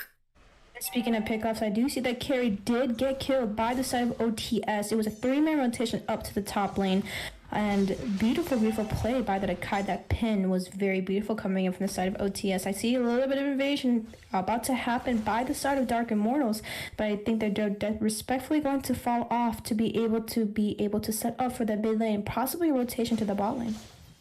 Speaking of rotation, we do see some rotations happening now. Kadita in the top lane, able to get that pick off on carry. Looking at these items so far, these teams are on fire. We do see a lot of early game and main components being picked up. We do see Yu Zhang with that early game penetration coming in. We do see Yves slotting in that early cooldown reduction. Speaking of things that are getting slotted in though, I do see the Kai being able to pin, but unfortunately wasn't able to beautifully follow up. That Eve did pop up, but unfortunately failed. Did get killed by the side of OTS. Beautiful play by the Hereth, and going on another double kill picked up by the Hereth to be able to finish off that kill and secure and lock it in the pocket by the side of Dark Immortals. Hereth, beautiful play and beautiful execution on that backline. Absolutely, and that's what you want to see, right? Harith has been one of those mages that we never really seen in the academy so far. And the few times that we have, he's definitely a beast when it comes to pushing as well as dealing the damage, as we can see happening in the mid lane here. Almost able to successfully strip all of the gold from this mid tower, which is definitely going to put... Oh my God, speaking of being able to put something in a good position, Lubellian and Brazilian Sauce able to take him out as he was recalling in a very bad position. Speaking of positioning, they are setting up to get this turtle. I do see that Yi did pop that second tilt to slow down that Nefarious, but that Nefarious has beautiful response, being able to pick up that turtle. Did definitely get out retreat, unfortunately for the side of OTS. And speaking of out retreat, that Benedetta did come in with that ult, been able to kill off, and that Yuzong been able to beautifully backline. Speaking of backline, the Hereth being able to pick off that Kadita. All three main heroes did get taken down by the side of Dark Immortals. I want to take a moment to appreciate again the synergy that we're seeing coming out from the side of Dark Immortals. I know recently they have had some roster changes, and it's definitely being reflected in terms of their synergy, like I mentioned before. Speaking of things being reflected, we are seeing some items being picked up. Rafaela able to lock in that cooldown reduction, definitely going to help with that sustained damage, slow, and utility on her side. Carry locking in that Demon Hunter sword, definitely going to start dishing out those damage. And as a late game marksman, right, you definitely want to see your marksman getting online early in the game. Speaking of people getting online early in the game, Yu Zhang able to take that kill on Faramis. And honestly, it's like we were saying in the previous game he was slotted in, right? When you take him off, he's already back on the map. Speaking of things being back on the map, though. You said that Hereth popped that ult, but unfortunately was able to secure that kill on that Clint. And speaking of secure, I did say Nefarious popped that ult and is able to secure the kill on Akai on that Deku. Speaking of that response, beautiful play by that Hereth, being able to pick off all these backlines. And speaking of pick off, I do see Hereth chasing and see that Benedetta being able to finish and beautiful play. Good secure by that Nefarious. The Eve popping ult, but unfortunately was not able to defend herself with that shield. I like what I'm seeing from the side of Dark Immortals here. Speaking of defense, they have OTS in this heavily defensive position. And on that same token, right, looking at these items here, Akai already building in to his first physical item. So he's a little bit behind in comparison to this Rafaela, who is apparently building the mage route for this game to deal some damage. And speaking of damage being dealt, I do see the Bandit did pop that ult on that Yuzong, but Yuzong with that ult was beautifully able to escape and go back, but already puts the side of OTS at a disadvantage with no front. I do see the Kadita trying to do a little bit of pickup, but unfortunately respectfully backs off as they have no damage yet. So we're going to have to see how many more team fights it takes for OTS to catch up to Dark Immortals. Honestly, at this point in the game, I don't think the side of OTS can afford to do as much team fights. Looking at their composition, right? They have a heavy pickoff composition. And speaking of pickoffs, Harith being able to secure these early game kills and maintain that momentum throughout the match here. If we look at the side of OTS, they have this Kadita in the wrong position. They have to depend on her and Five Nights at Freddy's on this Akai with those heavy spins to try to pick off someone like this for Ramis. As we've seen, he's been able to give his team an advantage. Speaking of gaining an advantage. Alright, Akai coming in with that ult heavy spin, but Harith popped that ult, was able to beautifully escape. Faramis ult did get popped by Yuzong coming in with that backline, was able to secure a kill, helping that Harith secure the kill on Deku. Benedetta coming with that ult, was able to secure that Yuzong, but I do see the Fatal Links. And coming in from that Faramis, that first skill, been able to pull in the side of OTS. That Yuzong was a little too deep to call it a win for them on the side of OTS. And it's like I was saying, they can't afford to have these team fights. They have to synergize in a way that they can secure a pick-off the same way the side of Dark Immortals is picking up these items. If we look at that Harith, he's 6k gold right now. He has his first 3 core items locked in. Speaking of core items, again, this Rafaela opting in for that mage routes. And as we all know, right, in Mobile Legends, the supports, the healing skills are enhanced by the more magic power that the heroes have. So it's definitely going to bring those heals online as well. And I love the combinations that I'm seeing from the side of Dark Immortals right now. They are securing these objectives. They're distracting so Carrie and Rafaela can secure this Lord without any contest. Absolutely, and speaking of contests, I do see that Rafaela did pick up that Lord. Now, Dark Immortals has to be careful when it comes here because like we said, and being able to cast here up on this MLSA, a lot of mistakes can lead to a very secured win. Now, if only OTS does not make any mistakes for the side of Dark Immortals, they should be able to secure that because they do have the two mid turret lanes up to second tier turret up. Unfortunately, they are down to their inhibitor turrets for the bot and top lane. But speaking of shutdown, that Akai was able to pin that Harith, and the beautiful response by OTS to be able to pick off that Harith. So extra gold on the side of OTS to be able to shut down that Harith. And that's what you want to see. They have to continue to secure these pickoffs here, right? But I don't know if this is the fight they want to take, as they do have that Lord crashing down in their top lane. Speaking of crashing down, I do see a little bit of a clashing. Faramis been able to pick up that Kadita, beautiful kill, beautiful secure. Talk about secure. They were able to still be able to sink that, but a little bit of an overextension from OTS. They should have backed. They should have defended that Lord and be able to tell the team to back off so that they can maybe potentially have another fight. I do see Akai getting dragged by Faramis on who's on Faramis? Soy being able to drag Akai back, forcing him out of position. Now I do see a little bit of a tussle going on this back lane.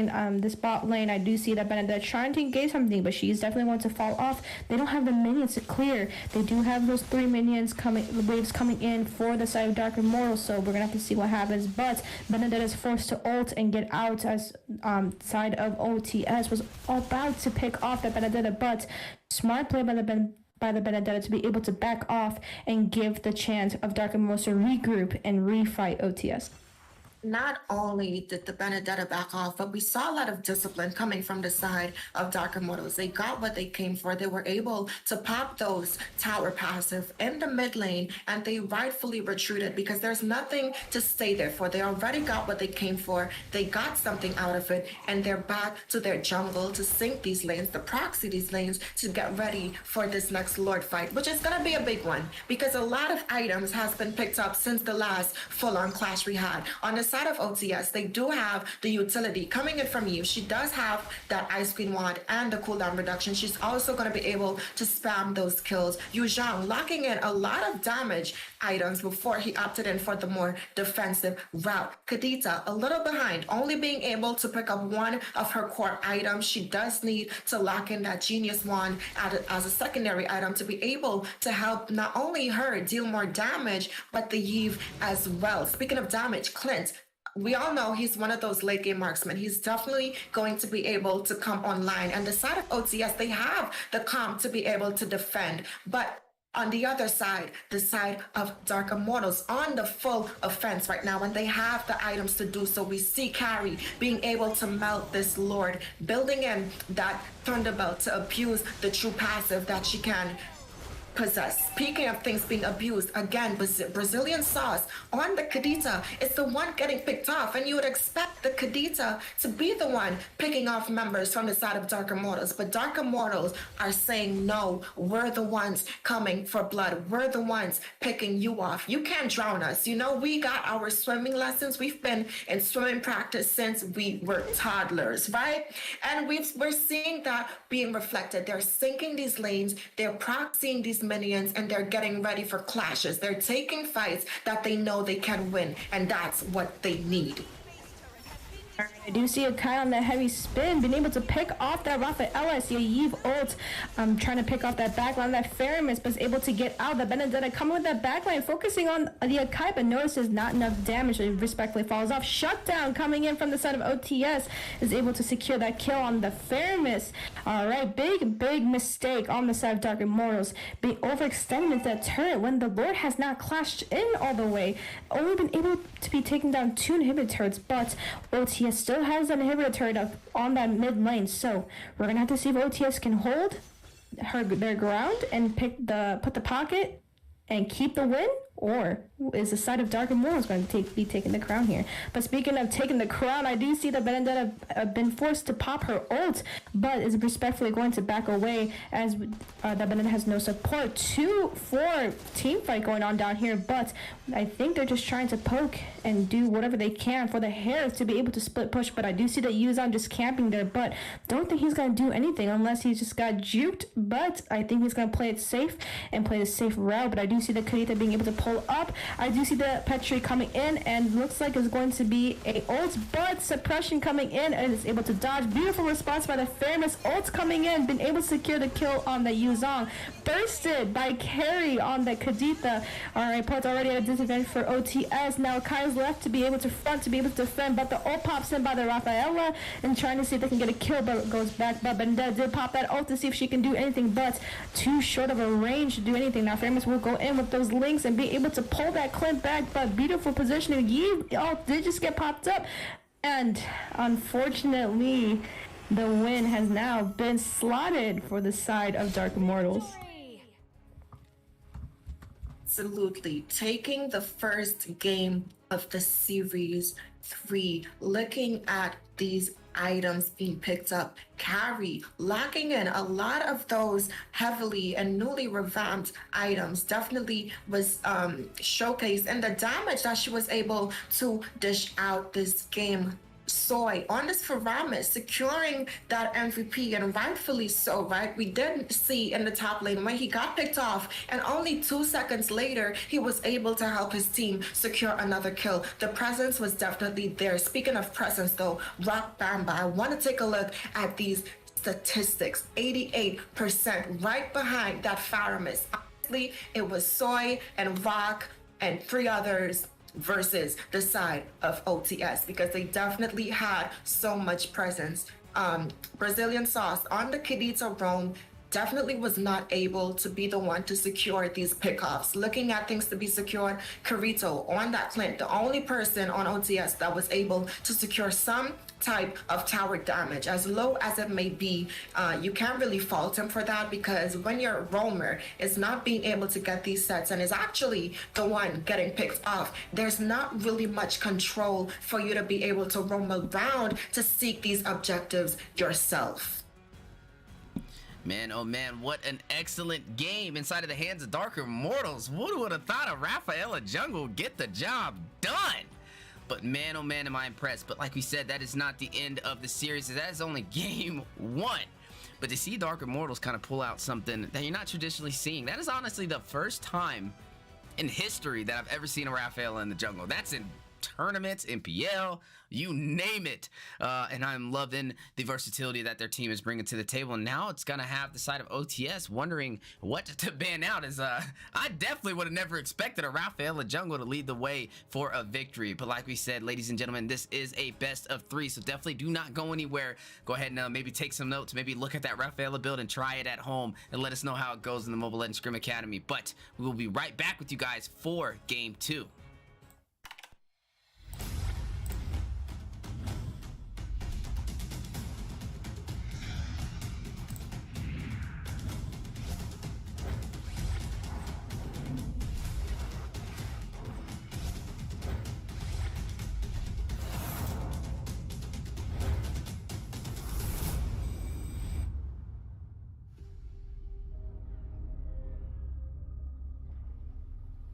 The sky is so vast, isn't it? My little flare. Papa? Can you reach the sky and ignite the stars?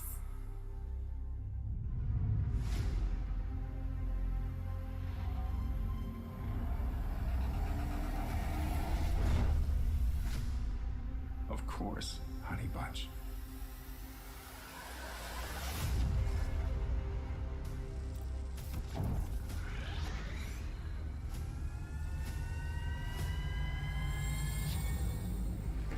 Papa never returned home. He's among the stars now. But what about me?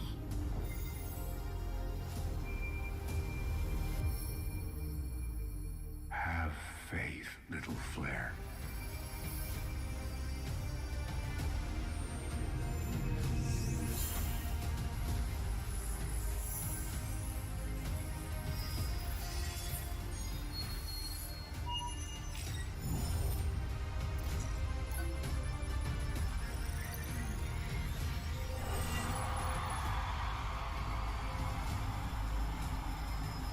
Now this is a wonder to behold.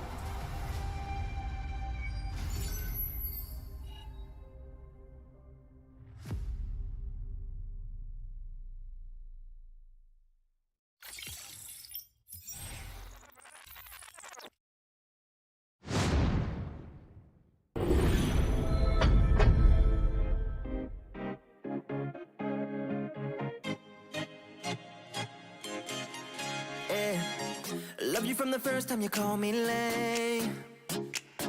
Loved you for your wits and your wicked games. Yeah, always on my mind, always in my brain. Yeah, with you the summer came and went in a day, and I've been craving you since the first time that I sat by your side. And I've been on my knees thinking time is gonna fix me inside. No, nothing's gonna make me forget, and I don't think I want to forget anyway, yeah. No, nothing's gonna make me forget, yeah, I don't think I want to forget anyway, yeah.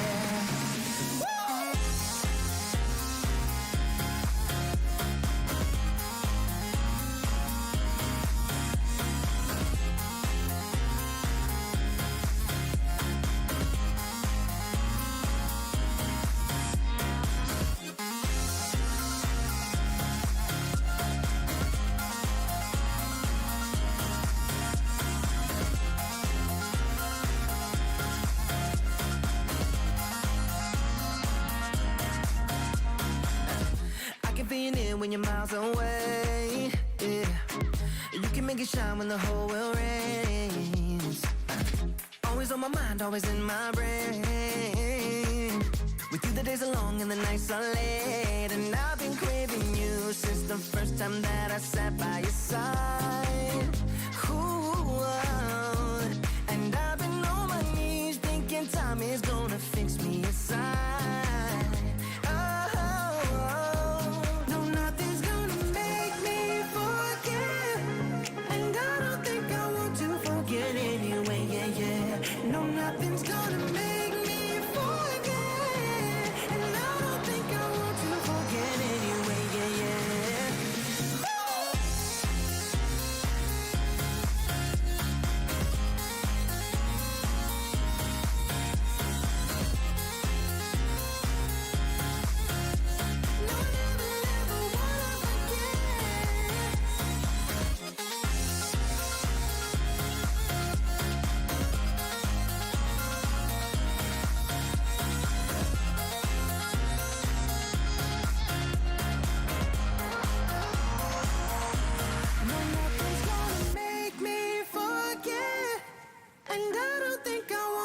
forget anyway, yeah, yeah. No, nothing's gonna make me forget. Yeah, I don't think I want to forget anyway, yeah, yeah.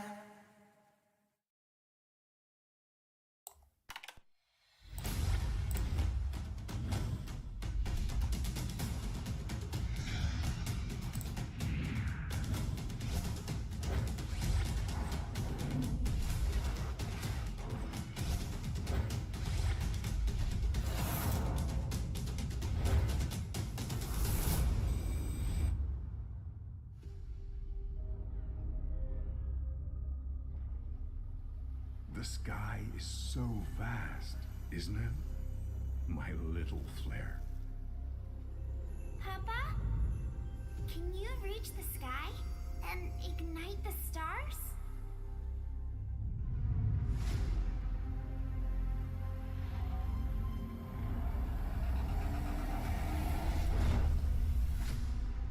Of course, honey bunch.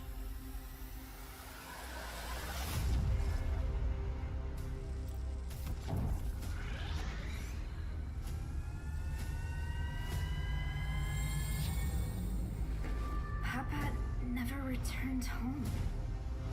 He's among the stars now. But what about me?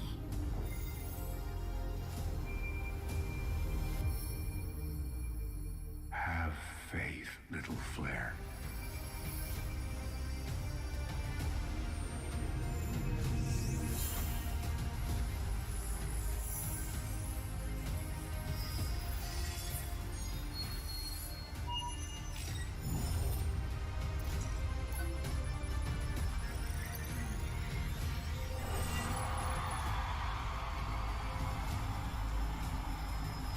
Now this is a wonder to behold.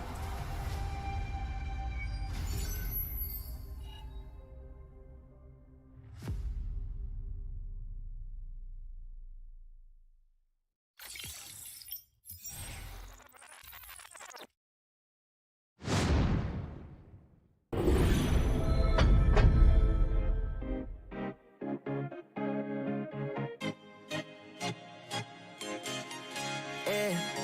Loved you from the first time you called me lame. Loved you for your wits and your wicked games. Yeah.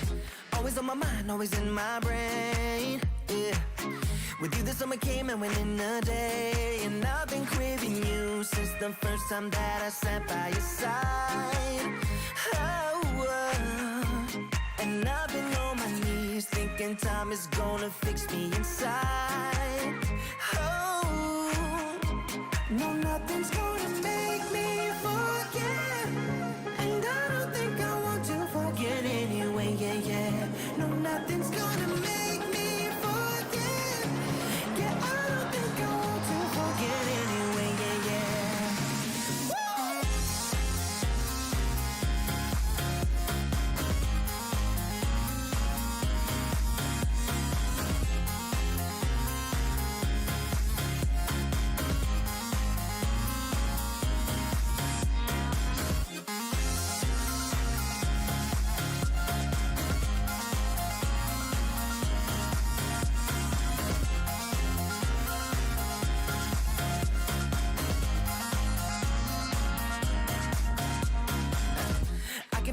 When you're miles away, yeah. You can make it shine when the whole world rains. Always on my mind, always in my brain. With you the days are long and the nights are late. And I've been craving you since the first time that I sat by your side. Ooh, and I've been on my knees thinking time is gonna fix me inside. No, nothing's gonna make me forget. And I don't think I want to forget anyway, yeah, yeah.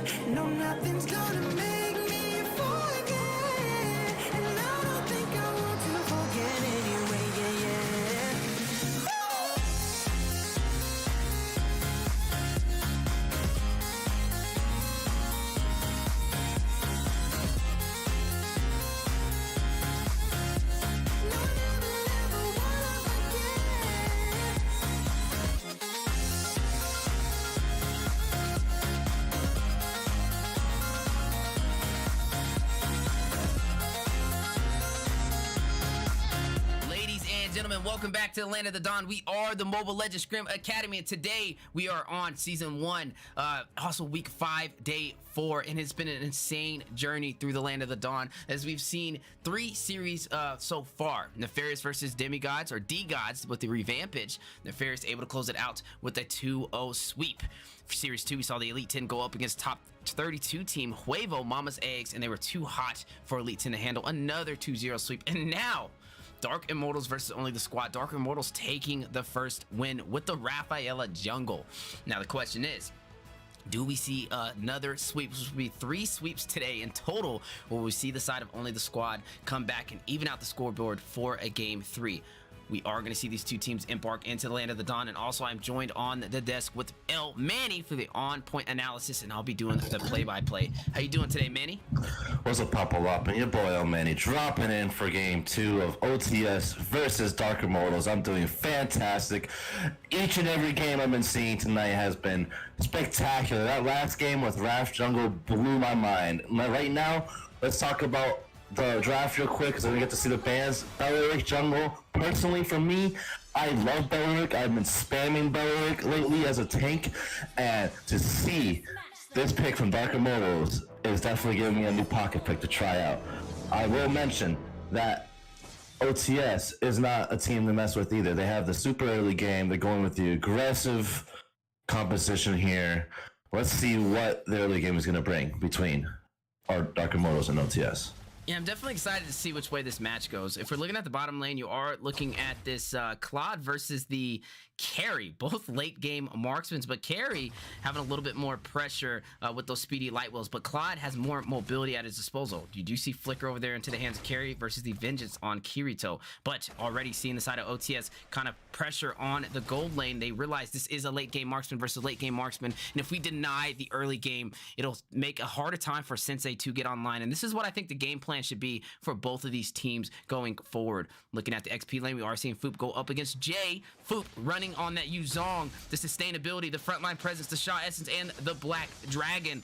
But Jay on that Benedetta, one of those picks that can kind of get the job done in all areas: the sustainability, the mobility, the Electo to clear the minions, the proxy cuts, and also the split push potential. But speaking of potential, a little bit of a knockup. Magic Ball keeping him in place. Rock Bomb falling into the hands of Hayabusa. That is first blood for Five Nights at Freddy's. Coach Deku taking the lead. And now with that kill, that is 4,400 gold on the side of only the squad, and only 1 minute and 36 seconds in. Dark Immortals definitely needing to kind of pick up the pace and watch out, as OTS is trying to find a game plan to stay in this series. Now, speaking of staying in the series, I noticed that OTS, like I said, they were coming out with the early game strong. Dark Immortals is not taking it kindly, and they're coming in with another huge team fight to take it back with the revenge. You do see Foop getting a kill as well in that process, and down goes Sensei, but on the respective side, you did see iPost on that Belleric jungle taking out Lubellion. 1-2 right now. Only the squad still taking the lead in terms of kills. Man, oh man. Only the squad has a lot to kind of work on right now. Is if they lose this game, this will be a sweep. The 3rd sweep today for the MLSA, and definitely some insurance on the side for Dark Immortals. And this is where you want to be. But only the squad knowing how to make the most out of tricky situations, and also knowing how to come back is a possible game plan. Speaking of comeback, you do see the shadow kill going in onto Soy on that Kaja, but able to maintain all of that damage. Now, as you saw, they were trying to go for a pick on Kaja, but Kaja's coming out a little bit too tanky. That buff that they gave him just made him way too naturally tanky, so Hayabusa wasting his kit, just giving enough time to distract for Dark Immortals to pick up the objective in Turtle. Now, like you said, only the squad has to play particular on their rotations, because they do not want to get caught on the last sweep of the day. And speaking of sweep, you are seeing Jay with a little bit of proxy on the minions. Going to use eye for an eye to escape with the Electo, but is it enough mobility? Jay catching Five Nights at Freddy's in the Electo! Oh my goodness, stuck like Chuck, and that is 2 for 2 on the board. Both teams even in terms of kills now. What a beautiful play for the side of Jay. Now, looking at the map so far, engagement on the bottom side, Rock Bomb getting a kill. You are seeing Sensei get a kill as well, and that is 2 members down for the side of only the squad, kind of trapped inside of that Swan song, as we are seeing That is Odette, right? We're seeing an Odette into the hands of Rock Bomba right now. I know Rim would definitely be smiling and be super proud to see one of his favorite picks in the game today. But speaking of picks, Foop able to get a pick off onto Jay on the top side. The shot essence and the dragon, too much for Benedetta to handle. And then a direct response. You are seeing the tier 3 tower on the bottom side fall for the side of only the squad into the hands of Dark Immortals. Now, OTS taking care of business. They took care of bot lane. They wanted to come in and take another pick at Beleric. But my response here is Dark Immortals are just chipping away, buying their time, getting the gold, powdering the picks that they need to make. OTS should just play the farm game at this point. Make sure that they can get this gold lead back on track, because otherwise they may get caught on the wrong end of that pick that they're making.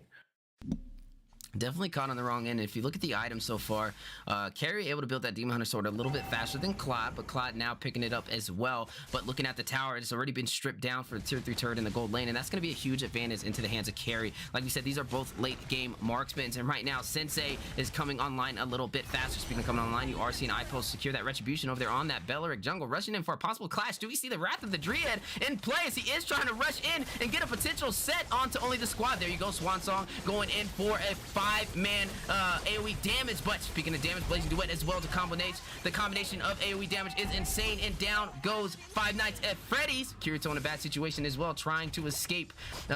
Man, oh man, 2 members falling for the side of only the squad in that clash. But while taking advantage of the separation, Foop realizing, hey, it's just me in the XP lane. I'm gonna go ahead and take this tower, which will give a little bit of real estate into the hands of only the squad.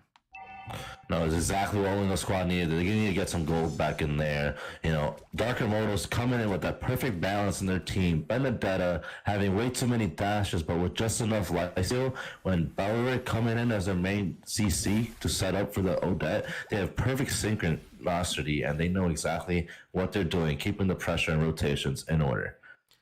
You definitely got to focus on these rotations, but looking at rotations so far, nobody there to kind of check the mid lane. You do see that shadow kill going in by Five Nights at Freddy's on that Hayabusa. One of the cool things that Haya can do is clear minions at a fast pace, but a direct response is the focus has been shifted by the side of Dark Immortals for the clash. You are seeing Kazu get a kill on to Lubellion. Sensei getting a kill as well. Down goes Brazilian Sauce. 2 members from the side of only the squad are off of the board, and man, oh man, in terms of engagements and these 5v5 clashes, you are seeing only the squad on the back end having a hard time in responding to these fights. And now Five Nights at Freddy's kind of forced on the retreat to recall. Looking at the gold so far, they are up by 4,000 gold. Sensei picking up that Wind of Nature to negate that Blazing Duet over there by Claude on Kirito. But speaking of negate, you are seeing Benedetta get a kill over there onto Rock Bomba in the top side. Rock Bomba running that Odette. Definitely don't want to be that mage split pushing by yourself, especially with Jay on a Benedetta, one of those heroes who have known to kind of use that mobility to get to that back line. Now, as you notice, Dark Immortals keeping the rotations open. Once they open that gold lane, and like we talked about, 2 late game marksmen. Their late game marksmen got done early and mid. They're taking full advantage of that and making sure that they bleed out each rotations. Speaking of rotations, you are seeing Swan Song going. Brazilian Sauce getting a kill onto Sensei. But wait a minute, Jay getting a kill onto Brazilian Sauce. A direct response, 1-for-1 trade, but Soy to get the odds in their favor is going to go ahead and lock in a kill on to Lubellion. And man, oh man, this is not looking good for the side of only the squad right now, as the early game has definitely been won over by Dark Immortals, and they're going to go ahead and push in this tier 3 tower in the mid lane. And when they do this, this is going to create opportunity for more towers to fall, as now they can invade the jungle and have a stronger presence on the map. Speaking of presence, though, you are seeing a little bit of a bush play, possibly over on that blue buff. Looking at Five Nights at Freddy's taking advantage of that Hayabusa, maybe going for a little bit of a split push potential. But I will say one thing. We're looking at a battle of the Swan Song on Rock Bomba versus Lubellion on the Cold Altar for the for Rammus. And the question is, which one lasts longer, right? And I'm wondering which one, if they proc it at the same time, which one will kind of outdo the other. But speaking of the clash, here we go. A knock-up in play. You do see ring order by Kaja. Apos getting a kill onto Five Nights at Freddy. Down goes Hayabusa into the hands of Beleric. Foop getting a kill on Yuzon. Taking out the Swan Song. Down goes Odette. And I know Rim is over in a corner crying somewhere, wondering where did they go wrong. But wait a minute. Looking in the mid-river, you are seeing the magic ball by Kufra trying to escape the ring of order. The 3-man rushing in. Sensei getting the kill with the speedy light wheel. Down goes Kufra. And that is a 2-for-1 trade into the favor of Dark Immortals, taking the lead. And man, they have a strong presence trying to close this out with the sweep. Now, Dark Immortals, like she said, they've had the pressure going in, and every time only the squad comes in with a fight, they come in and counter it with their own picks, and they just keep pressuring, taking advantage of Carrie's super gold lead. As we notice in the items right now, she just bought Golden Staff. As I stated earlier in another match, Golden Staff itself, with the new update, is just too strong, especially on marksman like Carrie. Too strong damage. The true damage is there, proccing easier and faster. They're gonna have just a harder time getting back in the game if they don't get Carrie first out of this option. Yeah, and you gotta kind of find an answer to get to that backline, right? You are seeing Sensei get online. Speaking of Sensei, gonna go ahead and take the Lord as well. But looking at Kirito, he's the late game marksman that only the squad is banking on. 0-0-3 right now, not having an easy time. And that's not only dependent on him, but it's dependent on his team protecting him. Speaking of protection, you are seeing an invasion on the blue buffering order going in by Kaja. The blue was stolen by iPost on this Belleric jungle. And now that is going to be a little bit of a hard time for Coach Deku. iPost getting set onto Kirito with that Divine Judgment. Swansong getting a kill onto Lubellion. 2 members already off the field for only the squad, and they are not done, as you are seeing Coach Deku kind of proxy these minions in the mid-river with the shadow kill. But look at the Lord on the bottom side, steady pushing his way up. Foop to kind of cut him off, not going to allow him to push into that tier 2 turret for the bottom side. But iPost have another plan. He's going to rush in, possibly clear these minions and force Foop on the retreat. You do see Kufra in the bush though, waiting for a possible pick off. Maybe going to recall in this fight as well. But Jay takes the tier 2 tower on the top side. Now Jay up there getting tower and realizing that the team has enough time to get the mid tower over here. But the problem over here with OTS, they needed to regroup, get this Lord down so they don't get into a team fight and go, because that's exactly what Dark Immortals wants. If you look at the item, Sensei's too strong, far ahead. With the Golden Staff, it's just chunking past their defenses. If I can notice, Belleric over here, all he's been building is tank and just been scaling with HP. That right there is such a good strat, and to keep going with the sets right here. Speaking of sets, you are seeing a lot of utility on the board. Ipo's getting a kill onto Lubellion. Rock Bomb getting a kill onto Kirito, all in the middle of a swan song. Led over there by Odette into the hands of Rock Bomba. And man, oh man, 17-6 on the board, leading by 9 kills, up by 9,000 gold. Only 11 minutes in, almost getting a full wipeout on only the squad and limiting them down to only their inhibitor turrets. They're on that 3-legged table, and we're wondering how long will it stand. But wait a minute, you do see Foop rushing in, getting the shot essence, able to take out the backline, going straight in for Sensei.